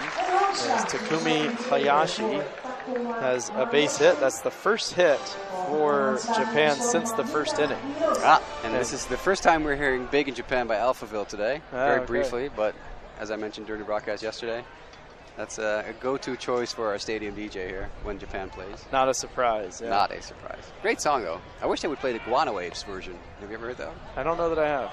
Yeah, Guana Waves, German hard rock band. Had some hits in the, I want to say, early 2000s. And Big in Japan, their cover of Alphaville's Big in Japan was fantastic. So if a younger generation is watching this game and listening to us, go to YouTube. Go find Big in Japan by the Guana Waves. There you go. Some childhood memories from German hard rock for me. Yeah. So Hayashi aboard at first. Actually, the third time today he's reached. A couple of singles and a walk. Look at the rest of the lineup, though. 3 through 9, no one's reached base. Yeah. They're a combined 2, 4, 6, 8, 10, 14. 0 for 14. So Ryoti Hirose, he's grounded into a double play and popped out to second. 2-0 the count as Holton, quick throw over to first, almost got him. That was a very close play, but Hayashi just able to get back in ahead of the tag. So now Holton comes set, delivers, and it's lined foul down the right side out of play, 2-1. I was starting to talk about scouting, as you were mentioning here, for this tournament. That was a fun part of the job, working in the minor leagues, I think, was, getting to know and learn and talk about baseball from some of the scouts. I mean, some of these guys have been watching baseball for 50 years. As the runner goes and the 2-1 is fouled out of play, 2-1. It varies a little bit by organization, or at least it used to. I think it still does, where sometimes they'll have regions and they're just responsible for certain teams. And then other times they'll have an organization. So they will be responsible for seeing all of the teams within an organization. And I think there's benefits to both, right? Like if you see similar age in their development as another throw to first. Very, very close. Yeah, another close play. Morgan drops the baseball. Yeah, I think that can be helpful, right? If you're scouting guys all in the same league and you're comparing them against one another. As this ball, again, fouled down the right side. Hayashi a little bit late on these last couple of pitches by Holton, but doing a nice job of spoiling them off. But it is interesting, though, the different way that organizations approach that, right? Like if you go see single A one day and triple A the next, I mean, the difference in quality is just going to be night and day. So it sometimes can be hard to, kind of, I guess, look at it in a relative sense. As the 2-2 low runner goes, throw down to first, and they got him. Beautiful throw by Teal. That was Mauro Taurelli at second base calls him out. That was a beautiful throw by Teal, right on the money. Oh, as we can wave to the people at home. Hello, everyone. That's Sean. I'm Jasper. Welcome. Thank you for joining us. Beautiful game. Beautiful day for baseball. That's right. So Holton, after a ton of throws over to first, and that's why you do that, right? Keep them as close as you can. Every little inch or centimeter or millimeter helps. As the 3-2, that's low, ball 4.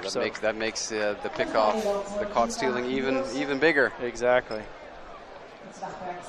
Hirose is aboard for the first time via that 2-out walk, and that will bring up Masaya Hagio. I think we have a substitution coming in because Oh, that we looks do. like that looks like a pinch hitter, number 9, from the looks of it.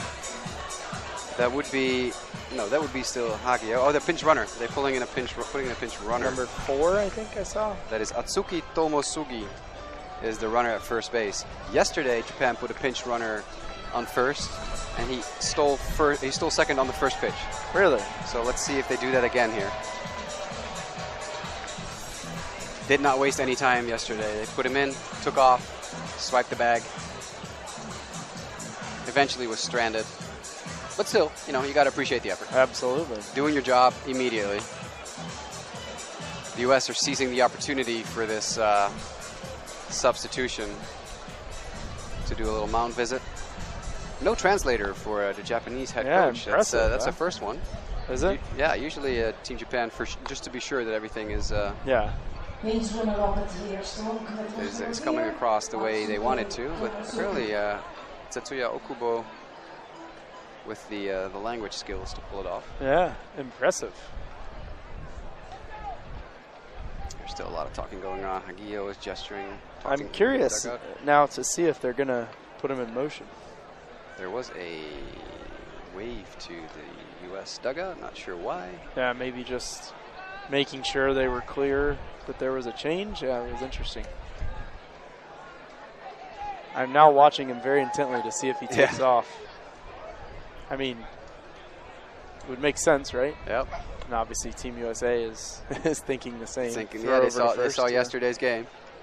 They were in attendance. They had people in attendance yesterday during the Japan-Curaçao game. Curaçao also a very good team yesterday. Very enjoyable ball game. So far, every single game we've seen at this tournament has been of a very high quality. Very impressive to see these players come out the way they have, given the fact that they've traveled all over the world, probably are still a little jet lagged. Oh yeah, absolutely. The Cuban team walked into the hotel on Thursday night, and they've been granted. There goes the runner. Second pitch. He might be gone too. Perfect. Yeah, First. Wow, Teal is having an inning here. Wow. Holy. There's a 93-mile-an-hour fastball, so not a good pitch to run on. Teal, I mean, even on his throws down to second, like between innings, when I've been watching, they've all been right on the money. A very accurate arm. I don't know, I don't have a gun to tell you exactly how quickly he's getting it out or the speed or anything. I'm sure some of these scouts could tell you, but right on the money every time. Very accurate and certainly fast enough, right? He just caught a couple of guys stealing. That's impressive work from the catcher. Very low pop time. We're getting a new first baseman. Yep, number 10. Kenta Yamada takes over at first base for Japan. I can't really hear what the stadium PA guy is saying because he's a little overzealous. A little out there.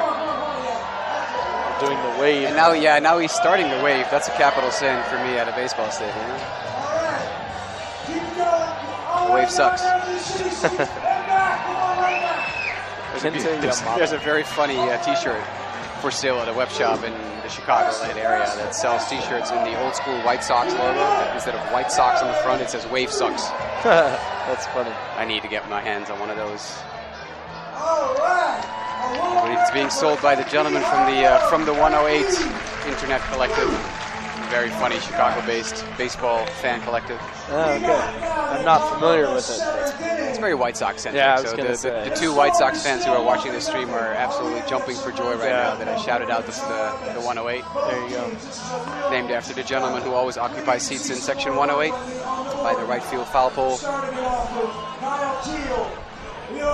All that just to let you know how much I hate the wave at a baseball game. There we go. We're nothing if we're not detailed. We gotta fill some time. We don't have commercial breaks, man. There's a lot of dead air. At least it's only 7 innings. Exactly. Well, and you're doing a handful of games this week. I'm doing every single one of them. Exactly. So I'm getting some lozenges and some throat. I bet. Candy. I used to. You hear it in my voice right now. I'm a little hoarse today, but when I used to, call baseball every day, and if you have a doubleheader, like get a little hoarse every now and then. I think I've seen them here in the Netherlands. The brand is Fisherman Friends. Oh yeah, I have one in my. I have a Yeah, packet in my backpack. that's the best one for, at least for the voice. I don't know about the actual throat. For me, at least, like my throat doesn't hurt. I just get a little hoarse, you know. I got you. I feel the same right now. But if we're lucky, this ball game is going to be over after 7 innings, and this guy right here stepping in. We'll see. Is that a pinch hitter? No, that's number. I think 4. that's Teal. That's still Teal. Yeah. He just threw out a couple of runners. That means that our scoreboard operator have the wrong name on the scoreboard, and we should probably let them know that. Do they? Oh no, they just switched it to Teal. They have Morales on their stuff. Ah, okay. The Teal 0 for 2 today, grounded to first, and he hit the ball hard, but lined out to center back in the 4th inning. Lefty batter. Don't see too many lefty catchers. Throws right, bats lefty. Yes. Yep. Takes inside. 1-1 to count. This will be Teal, Morales, and then Trey Morgan. Morgan has had 2 really good at-bats today, but nothing to show for it. We're in the 7th inning here of a 7-inning game. Big swing and a foul tip by Teal. 1 ball, 2 strikes.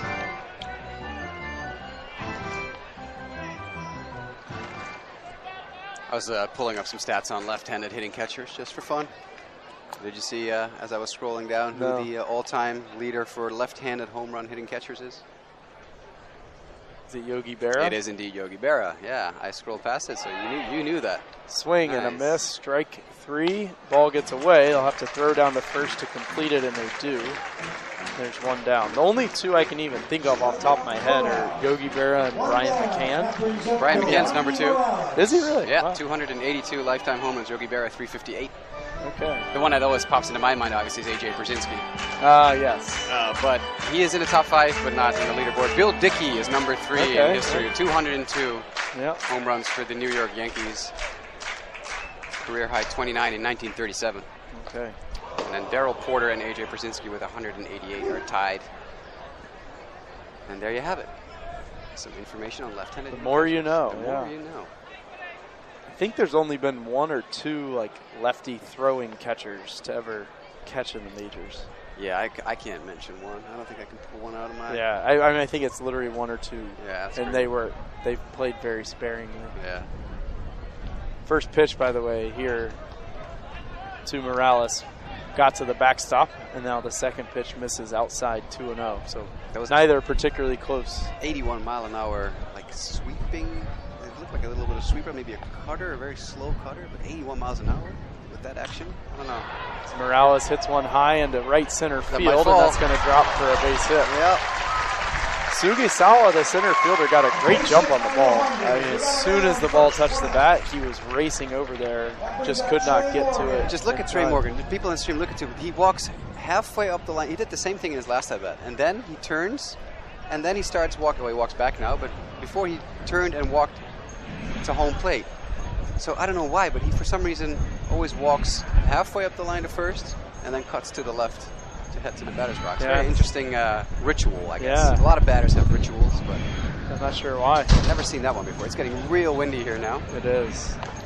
They're having a little meeting in front of the Team USA dugout with third base coach and also the head coach. And now the first base coach comes over as well as they chatted over with Trey Morgan and another Team USA player, and now the home plate umpire is going to go over and break it up. Oh, we might get a pinch runner, someone stretching. number 31. Which would be Jack Hurley from Virginia Tech. So Jack Hurley is going to run for Yohandy Morales. So we'll get the first pinch runner of the day for Team USA.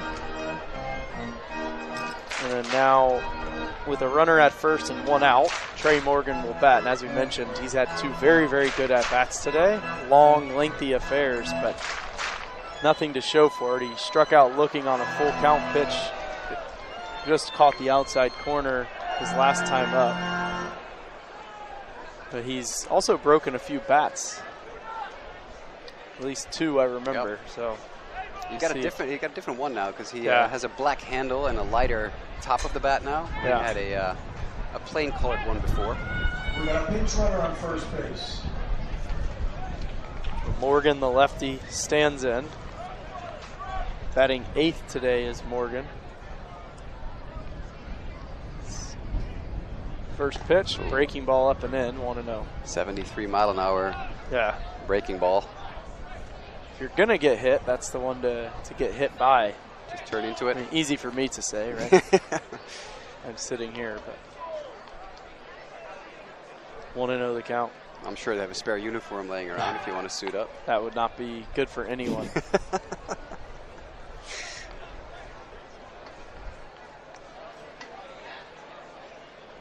I got to get my hands on some USA swag to see if they have some spare stuff laying around. Really, really good looking uniforms. Yeah, I like the logo. It's a 1-0, swing and a miss. Went down, chased that one, which was a little bit low, I believe. I'm not sure if umpire Ben Snyder just called a strike or called him out on strikes accidentally. I was like, oh, wait, no. Couldn't quite tell. Yeah, we were talking about uniforms yesterday in the broadcast, too. Every single team so far has had just a really good look. I love the clean Japanese with the pinstripes. It's just a very classic baseball uniform look. Yeah, it looks great. That might fall, too. Hit into right center. There you go. That's going to get down for a hit. And will Hurley go for third? He will not. Big turn, and then he hangs on there. Ball not hit particularly hard. He got jammed a bit, but he was able to just lift it over the second baseman's head. And now we're going to get a mound visit from the manager for. This is actually the pitching coach, so he got his jersey back. Oh, he did. Number Okay. 33, the pitching coach. There's no one warming up in the Japanese bullpen, so there will not be any pitching changes coming up anytime soon. We do have some activity in the dugout now. They're pointing at people, so they might. Yep, they're getting someone up. Wait, is he going straight in? No. What did he do? No, it's all good. They talked it over. Yeah. He just pointed at the new pitcher. Yeah, there was some. Oh, Tatsuya Okubo comes out. They literally just pulled that guy from the dugout. There were some people warming up earlier. He must be one of them. He must have, but he was not been warming in the last 5 or 10 minutes. So it's been a while. That's yeah. wild. That is crazy. Very interesting. Yes, interesting. That would be. So we got is that number 14 coming into pitch for Japan? That's what it looks like. That's what it looks like. Taiga Ueda. We said that at the exact same time. Osaka Shogyo University. The right-handed pitcher with number 14, wearing number 14. Regardless of what happens, here with this new pitcher, I do think that's the right move by the Team Japan manager. Is this Yeah, I'm pointing this out a Dutch thing? Yeah, people in the stadium. There's this dance. The song you're hearing in the background is a Baseball Week song, and this dance was invented years ago at Baseball Week. We don't have a camera available right now. Can you? Oh, we got some great dancers over There's for people, I'm just going to describe it. We're getting the several the fans. secondary camera. Get that group here. there. They're the best ones. Yeah, definitely. The song is being turned away. Well, they're just standing up and they hold their hands straight out in front of them and bob up and down. Yeah, this is the people on our left. Unfortunately, they just stopped. We're getting on the screen. These people right here. This is a really fun group, by the way. This is a group of German baseball players. A German, basically what you would call probably like a 16-inch softball variety of league. Okay. They play baseball, but that's basically the gist of it. Just a Sunday afternoon league, a beer league. Got it. And they visit Baseball Week pretty much every time I've been here. They all wear their jerseys. Braunschweig, I think they play for. And they have fully adopted every single weird tradition we have here, including the dance you were just describing to the people at home. I like it. Looks like we're getting a trainer out here, too. Yeah, that's Harumi, the liaison for Japan, the translator. I do believe that because this pitcher has taken quite a while to warm up, that the previous pitcher was pulled for an injury. Yeah. That's why no one was warming, I guess. That would explain it. So this guy is warming up right now. Number 14 is warming up, and I think they're explaining to the third base umpire at Olsen what is going on and why this guy needs extra warm-up pitches. This is also being explained by the crew chief Roy van der Watering and to Mike Bianco on the U.S. side. So I assume that the Japanese pitcher who was in before, Hashimoto, got injured in one way, shape, or form. He was struggling a bit. I mean, you'd seen last couple of batters with base hits, but even not just the results of the at-bats, he had some real long counts, and he was very far out of the zone on most of his pitches. It was either a strike or a meter outside, very easy to lay off. So whatever it was, he didn't look totally locked in, let's say that. And I don't know how healthy this is because our new pitcher is stretching still, doing exercises on the mound to limber up, to warm up. So I don't know how healthy this is for his arm. Again, still doing some warm-ups. But we'll see where this takes us. If you're Team USA here, you've got to find a way to take advantage of this. Put the pressure on. Yeah. We're in the final inning. Couple of guys on, first and second, one out, and Maui Ahuna batting. First pitch low, off-speed pitch. 70 mile an hour. Something. Yeah. Ahuna had that line drive single back in the third, and then he's struck out in the fifth inning against Satani. The 1-0. Low and away, 2-0. Yeah, I don't think Ueda is fully warmed up. He's still stretching. He's still like pulling his hand behind his back, doing some extra movement to warm up quicker. 2-0 pitch. Hard grounder to second. Could be two. They get the out at first, second, and they get the out at first for the double play. And that will retire the side. Ahuna, bad luck there. He hit it right at the second baseman on one hop. Tailor-made double play ball. And a good job by the Japanese infield to turn to their 4-6-3. And that will eliminate the threat. That's a huge break for the Japanese team. I guess we're doing the stretch in the seventh inning anyway, because maybe you can hear it at home. We got Take Me Out to the Ball Game.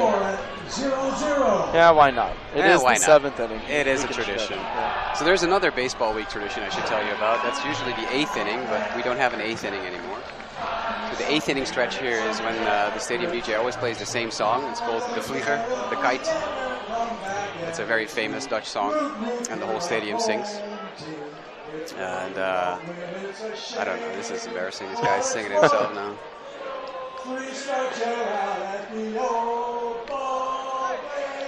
I did have a question for you, Jasper. Yeah. You see that just to the left of the batter's eye there, left center. What is that over there where those people in the orange shirts are congregated?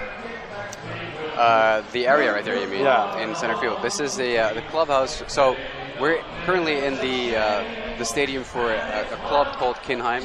Okay. Or they used to be called Kinheim. And as you can see, some bunch of flags in center field that say DSS. So that's another team. They're very closely located, and they even merged several years ago. Okay. So the clubhouse for Kinheim is behind us. The clubhouse for DSS is that building in center field. Okay. But since both clubs merged, they can use both simultaneously, and I guess the Dutch Baseball Federation uses it now for hosting some dignitaries or hospitality issues. Yeah, exactly. We also have a camera set up there. Synergy Sports has a camera set up there. So yeah, that's what we call the DSS clubhouse. Yeah. For those of you watching at home, you can squint, you might be able to see it. Oh, not anymore. But just to the left of the batter's eye, there's a Curacao sign in purple, and it's just above that. I was just curious. A little patio area. Who those people are, and they got a good seat. Well, given the fact they're wearing orange T-shirts, I'm assuming they're guests of the Dutch National Baseball Federation. I think that's a good guess. And I also know the commercial manager for the Kingdom team for the KNBSB, Perry van Driel, former Dutch Major League reliever. Do we have a new pitcher, by the way? Yeah, we do, because the last one was a right-hander, and this one, left-hander. This one's throwing right-handed. 32, it looks like. We're just chatting away here. We should be paying attention to the game, I guess. 32 is Kate Cooler from Campbell University. You know what Campbell's mascot is? No, you're going to tell me. Fly ball straight away to right on the first pitch, and that's an easy catch for Cruz, and there's one away.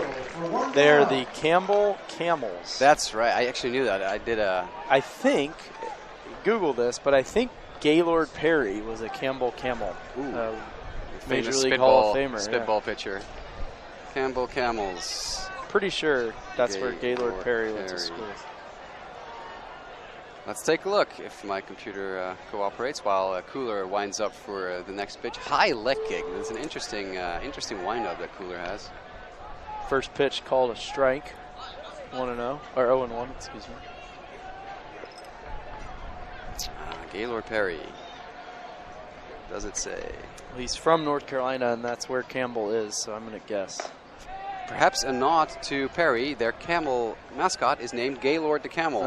So there you go. I met Gaylord Perry one time. Well, there's a story. Yeah, he's a nice guy. 83 years old by now. He was indeed a Campbell Camel. The first Campbell athletes to be inducted in the Hall of Fame. Him and his brother Jim. Yep. 1-1 missed, so we're now 2 balls and a strike. And a fastball high and away, 94 miles an hour by Cooler. 3-1. They have 2 mascots at Campbell, one for the women's athletic department and one for the men's. What is the women's? Gaylord the Camel for the men's and Gladys the Camel for the women's department. 3-1 pitch called, strike 2 against Sugisawa. Full count here. Nobody on and 1 out in the bottom half of the 7th. Japan scores, they win. And 3-2 is low, ball 4. So Cooler walks Sugisawa. The center fielder is aboard. Third baseman Rentaro Tsujimoto, 0 for 2 today. He will bat. Current Baltimore Orioles outfielder Cedric Mullins is also at Campbell. I didn't know that. There you go. Cedric Mullins is very good. I love Cedric Mullins. I play a little bit of MLB The Show on PlayStation every now and again, and he is one of my favorite players to use in Diamond Dynasty. Underappreciated player. Team Japan showing bunt here as Tsujimoto squares throw over to first by Cooler. Maybe playing a little small ball. Not a huge fan of bunting with 1 out. Putting all your eggs in your last basket. He offers at it and cannot get the bunt down. Not quite sure what happened there because it looked like a decent pitch to bunt. That was a strange one. He kind of half went at it and then didn't pull back though. That was interesting. Anyway, result is a strike, 0-1. Cooler, the 3rd pitcher of the day for Team USA. First 2 both went 3 innings. That's a perfect bunt. Great bunt laid down. Teal, the catcher, gets it, slides, gets up, and throws him out. Beautiful bunt and a beautiful job by Teal, the catcher. Teal's showing off his arm today. For sure. And again, that pop time, getting on his feet really quickly from the squat. He's athletic for sure. So that'll go down as a sac bunt, a sacrifice that goes 2-3. Teal throws him out by half a step. Runner does advance to second base, so Sugisawa is the winning run at second with 2 down, and here comes Rui Muniyama. Teal takes a second here to ask for time and is going to head out and talk to Kate Cooler.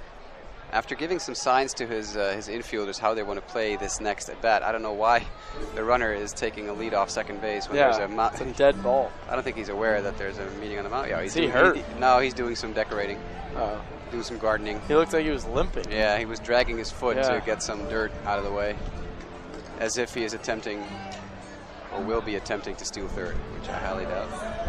He's drawing a line in the dirt now to give himself an idea of how far he can go, I guess.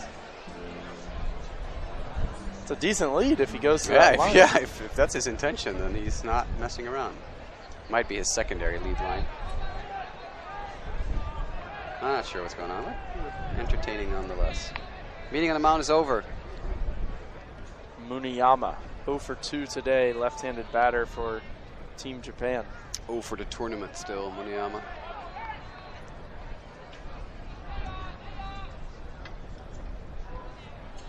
Kuehler spins back to second and forces the runner back.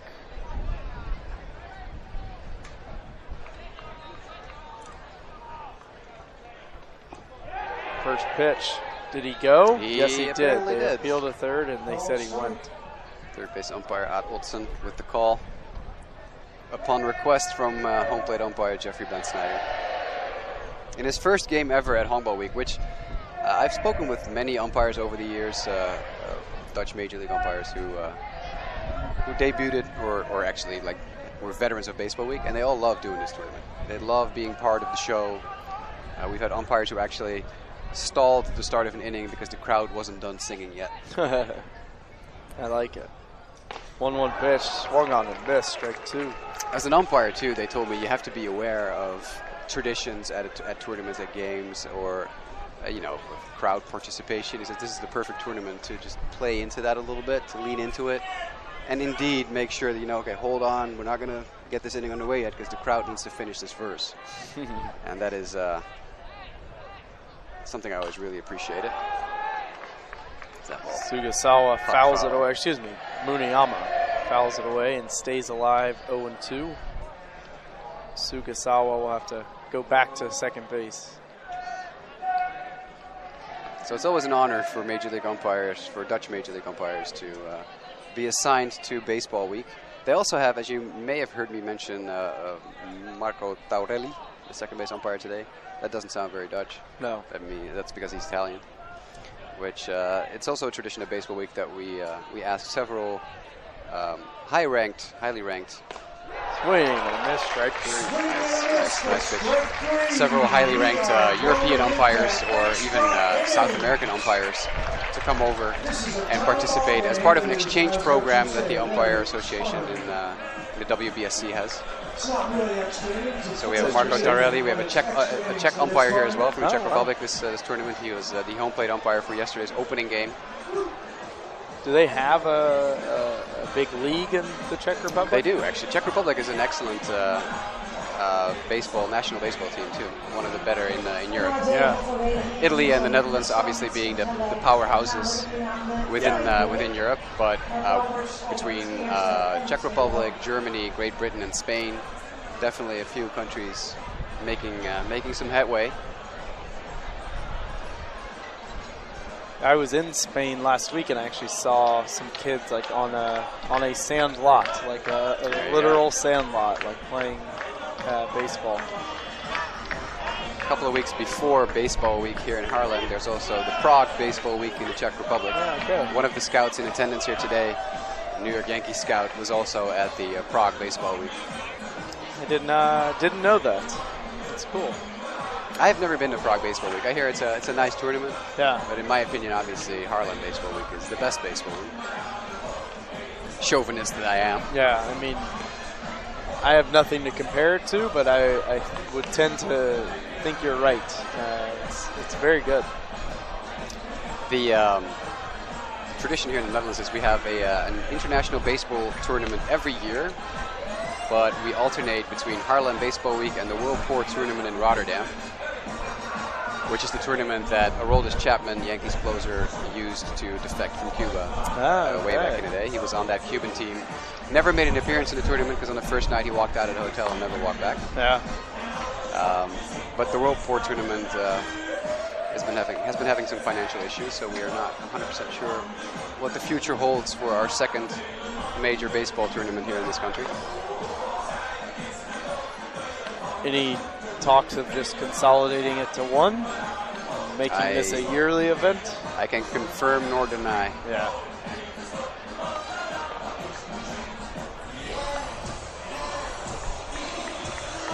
So we're officially in extra innings, even though we're only in the 8th. First time in the tournament this year that we have extra innings. And So we get the runner at second, as you mentioned earlier, Jasper. And first. Yeah, Okay. dual run, international rules, runners on first and second.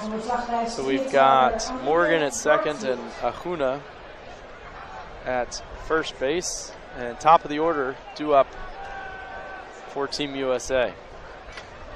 That would be Enrique Bradfield Jr.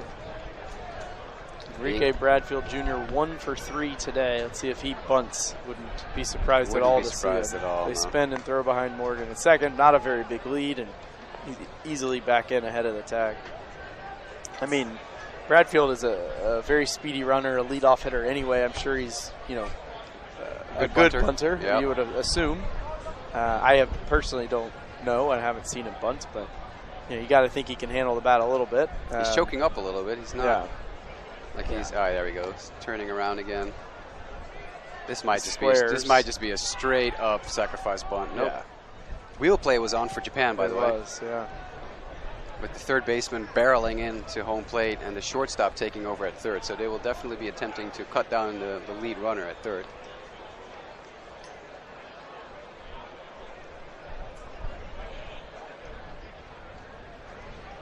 This is where baseball gets fun right here. This is interesting. And you get a lot of things going on in a small space. And it comes down to execution, right? And if there's one team that can defend against this, it will be the Japanese team, because there's very few teams in this term. They're actually going to cut down the lead runner. There you go. Morgan didn't get there. It was not a bad bunt by Bradfield Jr. at all, but this was just very well executed. I think one thing, maybe, I could be wrong, I have to see a replay, but I don't think Morgan took advantage enough of the middle infielder. Once they leave, you can go as far as they are from the bat. Yeah, because they're going to just there's no one to get you out. Yeah, I think he was a little hesitant or a little late maybe getting started. I don't know. I'd have to see a closer replay, but I think in that, in a situation like that, that makes a big difference, right? It's a close play there at third. If he had maybe gotten a couple of extra steps before the bunt got put down. Either way, nicely executed by Team Japan. So 1 out now. Runners still at first and second. Here comes Langford, the big, powerful hitting left fielder. Huge swing and a miss. Strike one. A walk, a single, and a strikeout today for Wyatt Langford. It's always an absolute joy to watch the Japan team take their fielding practice before the game. It's a work of art. It's ballet. Yeah. It's like a dance. It is very cool. Completely choreographed, and it's. They were doing that when I arrived today. Exactly. Yeah. Everyone knows what they're doing. Everyone is in motion all the time. Langford, this might ground be ball the to end short. of the Could be two. They get the out at second. No, Langford beats it out at first. And I gotta be honest, first baseman Hirose just saved a run. He did. He had to come off the bag up towards right field, as the throw from the second baseman Hayashi was a little offline. I think Langford had beat it out anyway. Langford is a pretty speedy runner. That ball wasn't hit too hard. So Team USA stays alive in this inning, if you will. Runners at the corners now. It's up to Jacob Gonzalez to put the first run on the board here, if he can.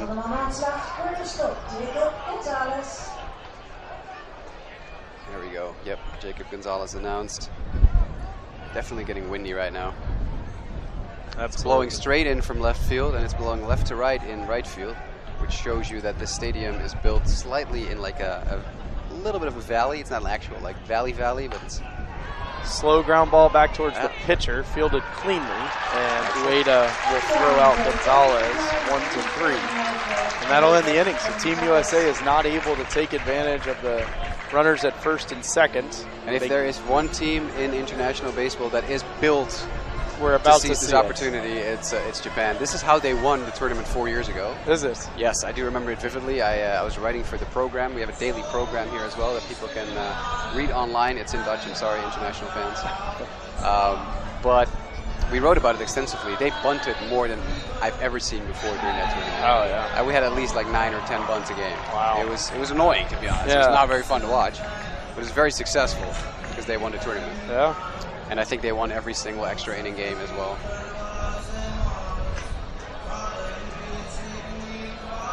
Yeah, I would. I mean, we have obviously no idea what's going to happen here, but I would be very surprised if Team Japan is not able to score 1 run. As manager Okubo comes out again to talk to Jeffrey Bensteiner, home plate umpire, to discuss some changes.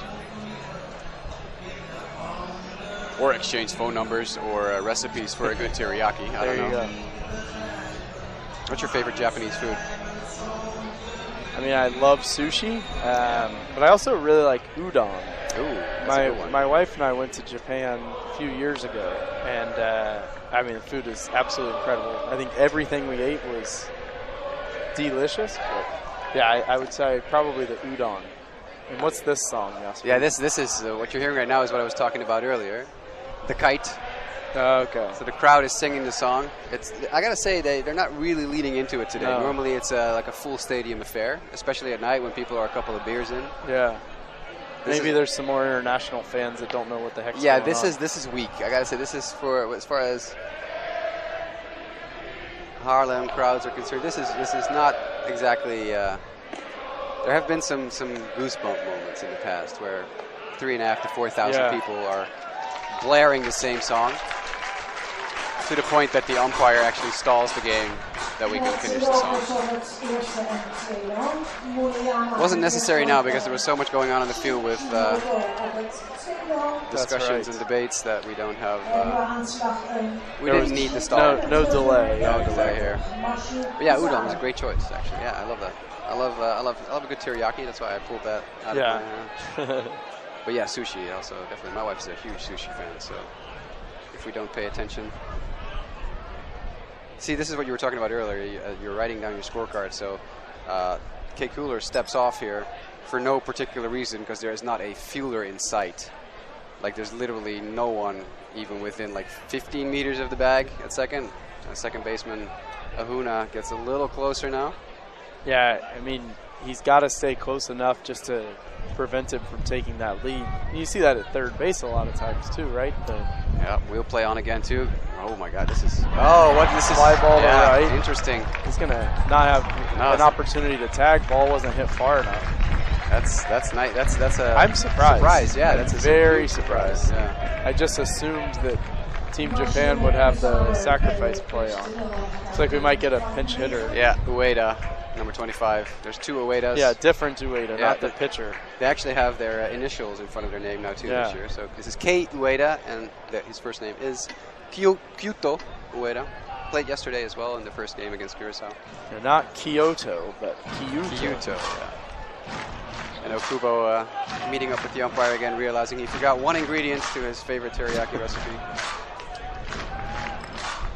Maybe he's a Dutch food fan. He's asking him how to make bitterballen. Well, yeah, that's basically the only good Dutch food there is. So there you go. Not a culinary advanced country here. I'm sorry.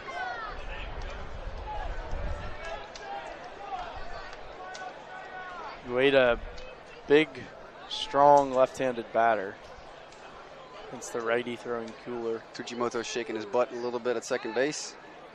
Clearly visible for our fans at home who are watching through the center field's camera. Deep this ball's to right drilled to right field. That could be it. Is the ballpark going to hold it? It is. Wow. The wind knocked it down right in front of the wall. Cruz on the warning track comes up with it. And it is very windy. You can tell from the flags in right field. It's blowing straight left to right in right field. I thought off the bat that was going to get out of here. Yeah, Cruz really had to make sure that that ball wouldn't blow right over his head. Back against the wall, makes the catch. This is very interesting that Japan is not even able to move the runners up, because every single Japan team I've seen in the past was always straight up bunting. Move the runners to second and third, drive them in with the sacrifice fly, ball game over. Yeah, I'm just really surprised, like you said, he didn't even try. Yeah, very interesting. So anyway, still runners at first and second, now 2 down, and the top of the order, Kotu Yazawa is the batter. The Swiss multi-tool of Japanese players on this team. Yeah. The pitcher is DHing. Played right field yesterday. Yeah. He can do it all. Takes the first pitch, fastball high, 1-0. Yazawa reached on a single, reached on a swinging third strike that got past the catcher Teal, and he also flew out to left his last time up. Batting leadoff for the second day in a row, so they really like him. I wonder if they're going to play him all over the field, and they'll end up the baseball week with a 1 after his name in every single positional column. Yeah. That'd be fun. That would be. That'd be cool. That would be a first. Takes low and in, 2-0. Do like a Buster Posey in college. He played 1 inning at every position. I don't think we'll see that, but it would need to be an extra inning game anyway. Yeah, I think there's a couple of players in the major leagues right now that have, at least in their career, played in every single position except catcher. I'm not going to mention any names because I don't want to lie here on the broadcast. But to a ripped foul down the first baseline. Zawa, that's probably the hardest ball we've seen him hit. He struck it cleanly, but pulled it. Right, too many men on the field right now in right field. So yeah.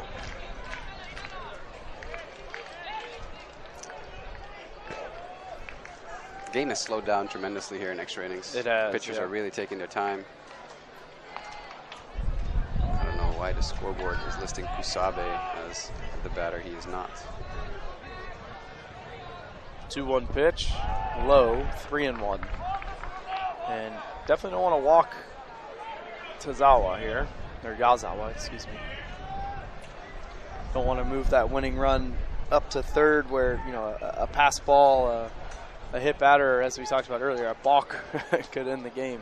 I know why there is an issue on the scoreboard. I think we had a double switch or something, because I have a pinch hitter listed here. Have we seen Shinto batting? Because Wade a pinch hit for Shinto, right? Yeah. No, so this is just Zawa. So yeah, so the scoreboard is just, the operators are having lunch. 3-2 misses, that's ball 4. So that's going to indeed move the winning run up to third base and load it up for Team Japan. So the last batter of this inning, one way or the other, is going to be Takuma Hayashi. Either Team Japan will win it, or we'll head to the ninth. Yeah. And the X-Files theme song is playing in the stadium to add some tension to the moment that we're in right now.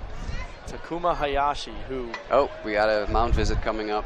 Yeah, this has been by far the best hitter for either team today. Hayashi has reached base all 3 times. He's gone to the plate, 2 hits and a walk. He was caught stealing in the 6th by Teal, Team USA catcher, who threw out 2 runners that inning. Scott Brown is the pitching coach for Team USA, who was part of Vanderbilt's 2014 and 2019 College World Series winning site. We see he became the pitching coach at Vanderbilt ahead of the 2013 season and immediately had great success in what I already referred to as the pitching factory of college baseball in the United States. So definitely someone who knows what he's doing, you'd say. Absolutely.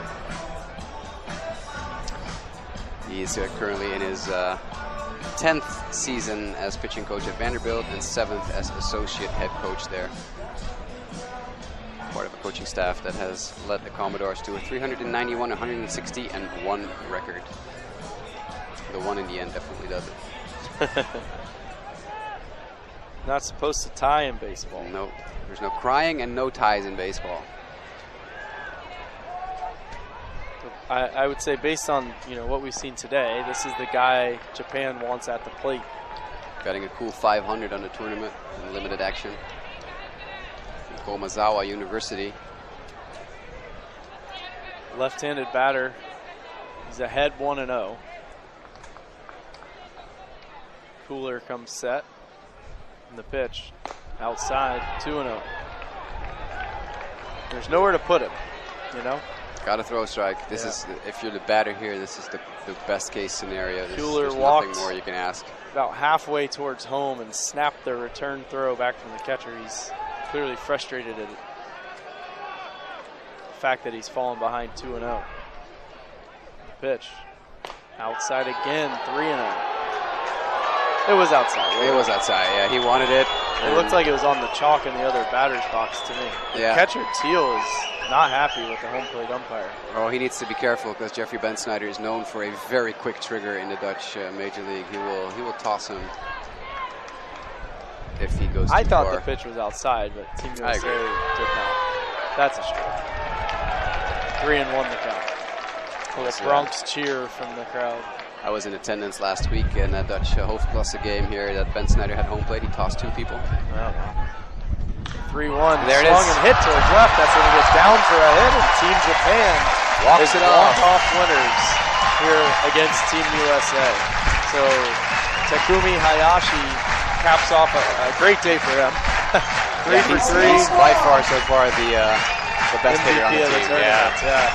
Great day for Hayashi and a very nice 1-0 win and a clean ball game. Not a lot of offense, not too many hits. It was, I would say, pretty easy game to watch. Pretty quick and nice and tidy. And for the fans in attendance, you can hear them. Everyone enjoyed what they saw here in this afternoon game. More to come here today in Hurley. It was fun, Jasper. This has been a great experience, man. Yeah, thanks for having me. Thank you so much for joining us. We'll see and hear you again Tomorrow. later on in this week. Tomorrow, yes. You got the early game, right, with me? No, I'm The afternoon game? I have the 3:30 and the 7. That's right. We're doing a doubleheader tomorrow. Yeah. So I will Looking be forward to it. back for 2 tomorrow. So I'll rest up my vocal cords this Please evening. do, because as you know, Jason, our third man on the team, is still down with no working voice right now. Oh, no. I didn't know that. Yeah, so his voice gave out last week. So I'll be either doing the broadcast by myself tomorrow, or I'll pull someone out of the crowd. Yeah, there you go. Pull people in for an inning or two. Exactly. They don't have to do the whole mix thing. and match. Maybe Jacob from Synergy One Sports. of the who's in front German of me. guys. Before they get into their Hefeweizen. Yeah, exactly. Well, you know the German fans. I want to thank everyone watching this stream or who have watched this game with us. Thank you so much for being with us for this Japan versus USA game. It's been a blast. We will talk to you later today. We have another game coming up at 7:30 tonight. Team Kingdom of the Netherlands against Cuba promises to be an absolutely fantastic matchup as well. For now, for Sean Houston and myself, Jasper Rose, I am signing off. Thank you so much, and we're looking forward to seeing you again tonight.